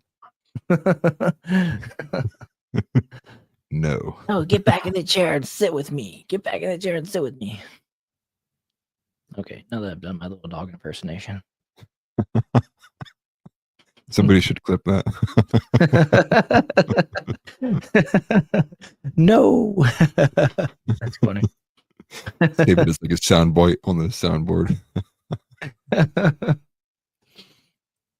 And so, anyways, this is the Fox News channel. Rogan says the greatest media psyop in history was waged against Trump. They've distorted who he is. What you're seeing with Trump, regardless of his flaws, is a massive, concentrated psyop, Rogan said. And Rogan copyright claims everything. I'm wondering, should we play this, or is it? If it goes into showing Joe Rogan show, I'm going to stop it. But he has like a team that literally just goes through and just copyright claims everything, and then you have to fight fair use, and they win most of them for whatever reason, from my understanding. So, anyways, that's why I don't cover much Joe Rogan on the channel. The channels that can afford the time to do that and not make money off of a video, then they do it. But I just can't. Right. Let's see here. Sorry, Fledhander said, as an avid UFC viewer, I'm glad Joe came around. Yeah, me too. Me too. Yeah, well, it took him long. Took him long enough. Yeah, definitely. All right, we're gonna play this. But that's saying this is The View. I don't know what Fox News is doing. Basically, to this guy, Okay. Joe Rogan, who believes in dragons. I checked it. He believes in dragons. He believes in dragons. Did you triple force that? Yes, I did. And he also thinks that dragons, I guess dinosaur type of animals, roamed the earth when people did. Rogan really leaning into this one by changing his ex bio to quote dragon believer. Joe Concha is a Fox News contributor, and he joins us now. Joe, this is so up Joe Rogan's alley in terms of what he finds funny. To first of all be called a dragon believer, and also to be accused of being an unreliable source of information. Which, by the way, people were making memes of Joe Rogan and the dragons, and Joe was loving it. It's really funny. I think he's having a much funner time being a part of the free thinker group on X and stuff like that. I saw some retweets from Elon even about it. By the ladies of The View. So what is your reaction to all of this? Oh, yes, Carly. We should absolutely trust The View and not the guy who revolutionized the world with electric cars, SpaceX. I could go on with the accomplishments of Elon Musk. I have a question. Do stupid people get to a point in life where they realize that they're, stupid? Because this is what panic sounds like in legacy media. I've said this before in this program. It's worth repeating again. Because it's so disturbing. The View is under the ABC News umbrella. ABC News is run by a woman named Dana Walden. Dana Walden is Kamala Harris's very best friend. They lived right near each other in Brentwood, California when she was a senator there. Dana Walden set And Kamala still flopped when she was on the show. Couldn't even do that right. up Kamala Harris on a blind date with Doug Emhoff, who she obviously is now married to. And now this is what the result is of Dana Walden running ABC News. You have people like Joy Behar and Whoopi Goldberg under the ABC News umbrella losing their minds on a daily basis. and it's actually kind of fun to watch. But at some point, people are going to be like, all right, I don't want to listen to this anymore because, quite frankly, I can't trust you people because you told us that Donald Trump was Hitler, and now apparently Hitler is going to be the 47th president of the United States. Go figure. Well, at some point, go. I would argue that point is already here. I mean, look at the ratings from the election and beyond. I mean, people are not watching this stuff, and I broaden that out to all the mainstream media collectively. I'm going to take a different tact on this, though, Joe. Shouldn't conservatives be celebrating this cacophony because it shows that there are factions on the left that still refuse to acknowledge ultimately why Trump won and the reasons for it. And so Yeah, and you know what? We need to quit trying to explain to them what it is that they got wrong. I've seen it over and over again where conservatives are like trying to explain it, and the people just don't listen. And it's like, you know what? Y'all are all right. Dr. Anthony what the heck? Fauci finally. It's like y'all are crazy. I don't know why it did that. We lost our spot, but just let them sit in their echo chamber. Quit trying to teach these people. They don't even want to listen to you. They sit there and roll their eyes when you try to help them out, and all you're really doing is trying to help them out. And they never try to help you out. They're just looking to get you canceled. So it's like, just stop. Yeah. No, the reality is they literally hate you. Right. They literally hate you. I mean, I don't know if anybody's seen the What is a Racist, or Am I Racist by Matt Walsh. I haven't seen it yet. More, Have you seen the movie? Yeah. So I didn't like it as much as What is a Woman, but they're both good. Okay. One of the more eye-opening points in it too is like they're having a dinner, and it's a dinner for white women only, and it's a black woman and a Latino, I'm assuming, a lady who hosts it, and they sit there and it's a like humiliation ritual. I mean, like a literal humiliation ritual, and you have to pay money to come to this interview or this dinner rather, and they sit there and they go, you know, what do you hate about your whiteness? And they explain to you like what is so wrong about whiteness and how it needs to be abolished. And that's what makes up a large portion of like the very progressive wing of these of the ideology. And once people can begin to recognize that it's not just a for a lot of them, not a misunderstanding or that they're just not paying attention, but rather they're trying to implement these things because they hate the actual foundation and the actual breadth of what makes this nation, then we'll begin to make some truly good progress. Yeah, definitely. Let's see here. I was reading some of the comments. Flood says Fauci shivering in his boots, saw him pop up on the screen. Can't stand the guy. Right there with you. He's one of these people that should be looking at some investigations as we move into this Trump term. TNT said 2026 will blow them out if they haven't learned. He also asked, totally off topic, I was looking into what Clockboy is up to after 9 years in Qatar. He wants to come back to Texas. Who is Clockboy? I have no idea. I can do a search real quick. Yeah, if you don't mind. Sorry, TNT, you're smarter than I am when it comes to that one. Qatar for 9 years. Zoomer. I'm like, I feel like I should know this. Oh, that would suck. If Biden gives Fauci a blanket pardon, you're gonna be pissed. Oh, so would I. That would. Oh man. Clockboy made a fake. Oh, I see that. Okay, and he lost in court as well. He lost a lawsuit. Huh. Yeah, that's probably why you don't do dumb things like that. Yeah, for real.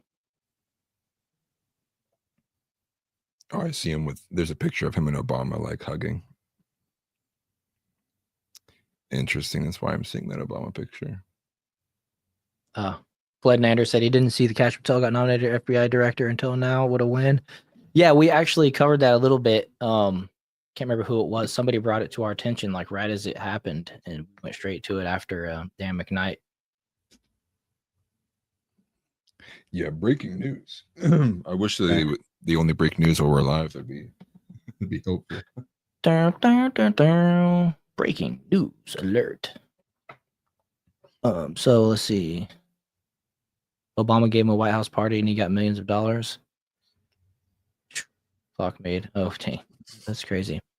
But So I if played I that make video, but fake it didn't bombs, actually it didn't actually talk about Joe Rogan arguing about the establishment media. So we'll go ahead and just read this article. Joe Rogan argued that the establishment media that once was friendly to President-elect Donald Trump has since been engaged in a years-long psyop to convince Americans he is dangerous. Quote, the Joe Rogan Experience is, I don't know why I said quote. The Joe Rogan Experience is one of the world's most popular podcasts, and Rogan is seen as having having been one of the key players in the 2024 election for interviewing Trump and then endorsing his bid for the presidency in the 11th hour. The podcaster has since mocked the media for losing their credibility with voters and alienating lifelong liberals like himself, which ironically, it was shortly after the election that the left media and all these people were all saying, why don't we have a Joe Rogan on our side? And it's like, don't you guys realize you used to have Joe Rogan? You used to have Elon. You used to have Tulsi. You used to have Tim Pool. And y'all kicked them out of the cult. You went too far and they just couldn't follow you. And, this is the way this is worded. And it's Fox News said that Rogan helped Trump in the 2024 election for interviewing Trump and then endorsing him. Well, that wouldn't have happened fully in that order, at least, if... Here, let me actually try to put that on the screen better. They wouldn't be able to say that had Kamala accepted Joe Rogan's offer to come on his show, just like Donald Trump did.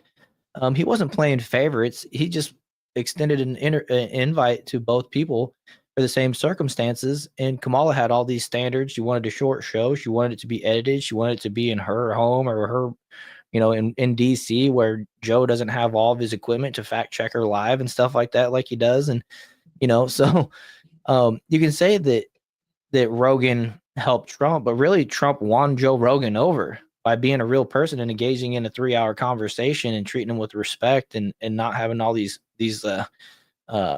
prima donna type of demands. That's not appealing, especially when you're someone on Joe Rogan's level who recognizes that anybody coming on his show is going to benefit for it. He's doing you a favor. And so on Thursday's episode, the comedians Shane Gillis, Mark Normans, and Ari Schaefer, Rogan recalled how friendly people in entertainment and the media once were to Trump, playing clips from his 2012 appearance on The View, where he was cheered, as well as when he went on Oprah and she asked him about running for president. And I think it was like Barbara Walters also asked him, when are you going to run for president? And he basically said he's never going to unless he has to. But yeah, on that 2012 appearance on The View, they were all hugging on him and kissing him and so happy to be in his presence. And now Whoopi Goldberg won't even say his name, treats him like he's Voldemort and stuff. It's so funny. But since then, The View has become a frequent source of apocalyptic talks about Trump, and Oprah shedded him while campaigning with Vice President Kamala Harris, who I think she got paid like $2 million, $1.5 million to her agency or whatever, which she's like the sole person in. Rogan argued that the abrupt shift in tone towards Trump has been shocking in retrospect. What we saw is the greatest media psyop in history. So, yeah. Yeah, I don't want to get into the whole article. It just keeps on going, but we get the gist of it right there, that even Joe Rogan has woken up, and now the woke liberal media doesn't understand why we don't have anybody like that. And it's like, you realize how California treated Elon Musk and kicked him out for having his electric cars, facility there basically, and try to overtax him. Now they're doing some type of benefit for buying electric cars in California, some type of kickback or whatever, but they excluded Tesla. It's total just nonsense. It's like, wait a minute, wasn't it years ago that a bakery got in trouble for not wanting to make a cake for a gay wedding or something like that? But now the whole state of California is just excising the biggest electric car builder and the best electric car builder in the world. It's just so stupid. Rules for thee, not for me. It's so dumb. Let's see here. What do we got next? Oh, and then Jack Smith. Okay, let's cover this last one here. California is a dump. You're from there, man. I'm sorry about that. Hopefully, I don't know. I think everything's so shady there. You moved away, fled. We had a lot of folks move here from California and New York during that whole thing. Thankfully, they had left. Oh, good. You did move away. Good. Thankfully, the folks that moved here didn't bring their bad views with them. They, for the most part, got on board because Trump won Florida handily. Okay, in Kentucky. No, that's cool. Let's see here. Let's talk about Jack Smith real quick. And then we're going to call it a show. So this one is from Daily Caller. Jack Smith could face severe consequences for a year-long legal crusade against Trump. Is it legal or was it illegal? Or was it illegal legal? Whatever they decided that day. An illegal legal crusade.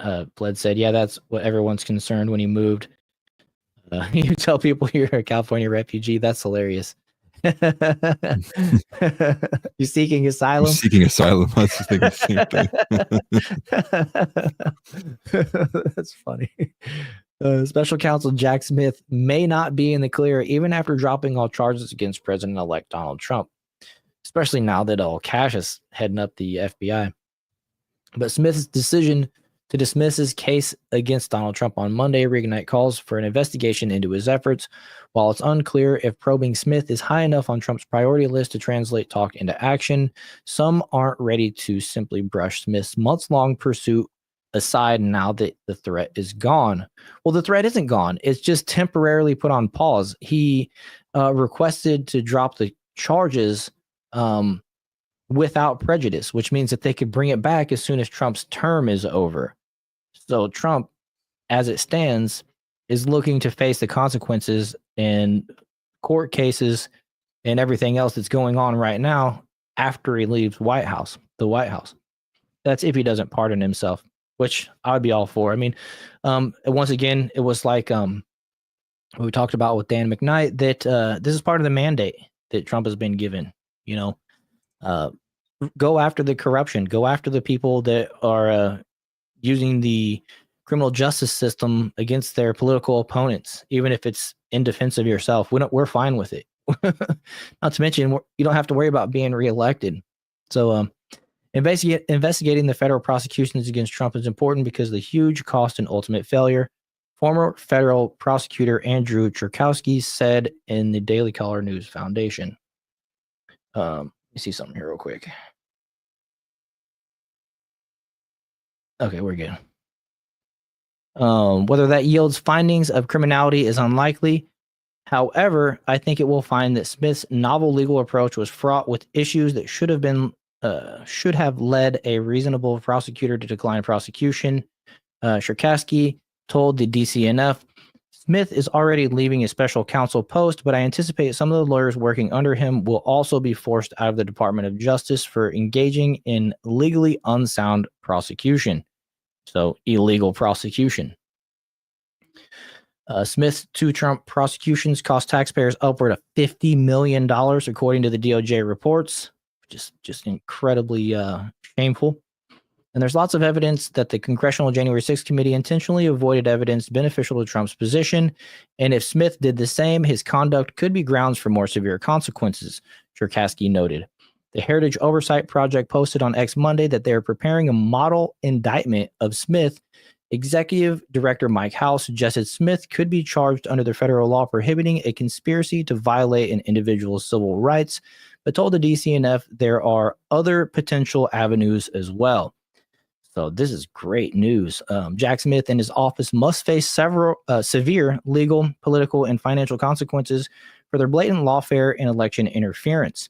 Article 3 Project President Mike Davis wrote Monday on X. This includes a federal criminal probe of conspiracy against rights under 18 USC, weird little symbol 241. What does that mean? Section? I don't know. One of Smith's charges against Trump was brought under the same conspiracy against rights statute. And this is all keeping in mind that Jack Smith was illegally appointed by corrupt AG Merrick Garland, who he himself ignored multiple congressional subpoenas. So, if you want to send the message that you're following the rules and you're doing things on the up and up, you might want to at least follow a congressional subpoena. But their decision. This is why we got Cash Patel now. Yeah, exactly. What's up, Bobcat? Caught us just at the end of the show, but I gotta say, man, the first 40 minutes was great. We had a guest on Dan McKnight, and I highly recommend you might check that out when we're done here. TNT Cycle says, Justin, President Trump has chosen no bullshit Sheriff Chad Chronister of Hillsborough County, Florida, to lead the Drug Enforcement Agency, the DEA. Okay. Nice. I'm not sure who that guy is, but I like the no bullshit sheriff. There's that one sheriff that went on the PBD podcast. He's a good sheriff. You always see him doing those. He's a Florida guy. I can't think of his name. Dang it. Yeah, Florida's your department. Yeah, he's over in the county over there by Tampa, I believe, somewhere near Tampa.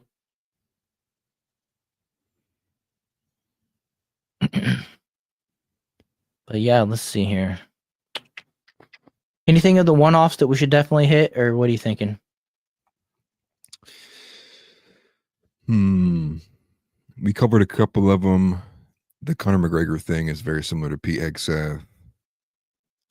The only other big one would be the fact that Japanese prosecutors said that if Bill Gates steps back into Japan, they will arrest him for crimes against humanity.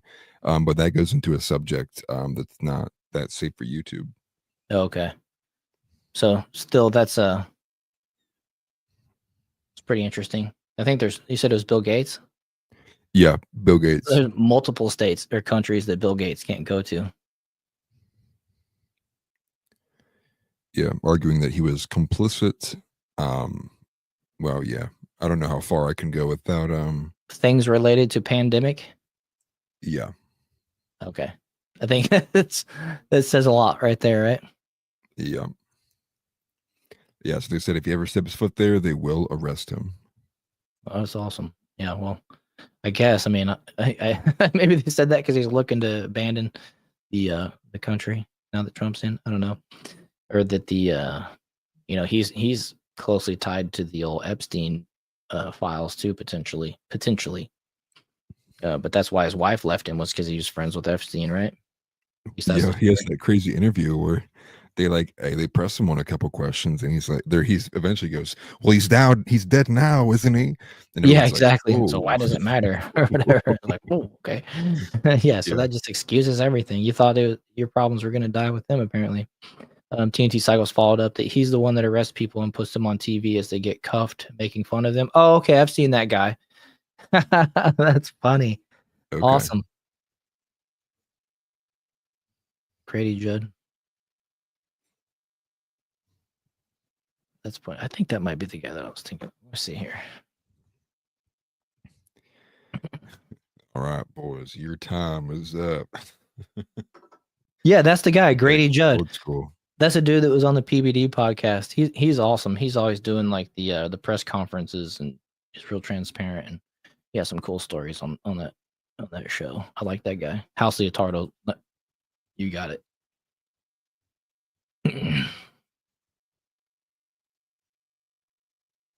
What a good pick. Yeah. Fled Nander said that's a good pick. CB. Hey, what's up, CB? Hope everyone had a good Thanksgiving back at it. America First, boys. Yes, that's it. You caught us right as we're wrapping up here, but like I said a few times, we did have Dan McKnight on for the first 40 minutes, and it's definitely worth going back and watching. So I highly recommend you check that part out. He's doing some good stuff for the country, and we got some links in the description and all that for people to go and check out more of what he's doing as well. Yeah. But I think with that, we're going for almost 3.5 hours. Holy smokes. Time goes by fast when you're having fun. And I've had a lot of fun on this one. And I can actually feel my voice going out a little bit. I'm thinking Yeah, about it. it happens, dude. It happens. Yeah. So rest up. Hope everybody had a good Thanksgiving. Make sure you like and subscribe and share this video. If you're over on X, make sure you repost it and give me a follow. Also, same thing goes for Atlas Thugged. If you're over on X, make sure you give us a follow. We'll try to follow back. If you're on YouTube, if you're on Rumble, we appreciate you guys watching. And make sure you hit that subscribe button as well. Share the video. And on YouTube and Rumble, the description, or in the description, all the links to Dan's his X page. He's got a couple pages on X, couple accounts to follow, the links to his foundations and stuff like that, and even the last one that he mentioned, which was I have to look at it again. Confirm Team Trump. That's a good one as well. And if you're interested in maybe working with him and helping him out with some stuff, reach out and I'll maybe get you guys in contact with him. And I know we got a lot of veterans that watch the show. And so, appreciate all of you guys, all your service and everything as well. That's why I keep the little army guy on my cross right there. It's a little green army man, but it's a reminder to me and to all of us to keep our active duty and our folks at home in our prayers, their families and all that stuff. You can find me at America First TV over here on YouTube. And I'm Worrell on X. And Atlas Thug, you want to let everybody know where they can find you? Yep, you can find me on YouTube at Atlas Thugged, and you can find me on X at Atlas_Thugged_. I'm pretty sure I have the links to all of that in the description. And the same thing goes to the Discord as well. If you're interested in sending us guest submissions, whether you yourself want to come on, topic ideas, pet posts, anything of that nature as well. We got a community chat room. We'd love to see you there. Yeah, definitely. And if anybody sees any compilation videos of Thanksgiving Day fights, I want to see those. So Discord would definitely be the best place to send those. But hope you guys have a good one. Enjoy church tomorrow if you're a church goer. And Christ is King. Christ is King.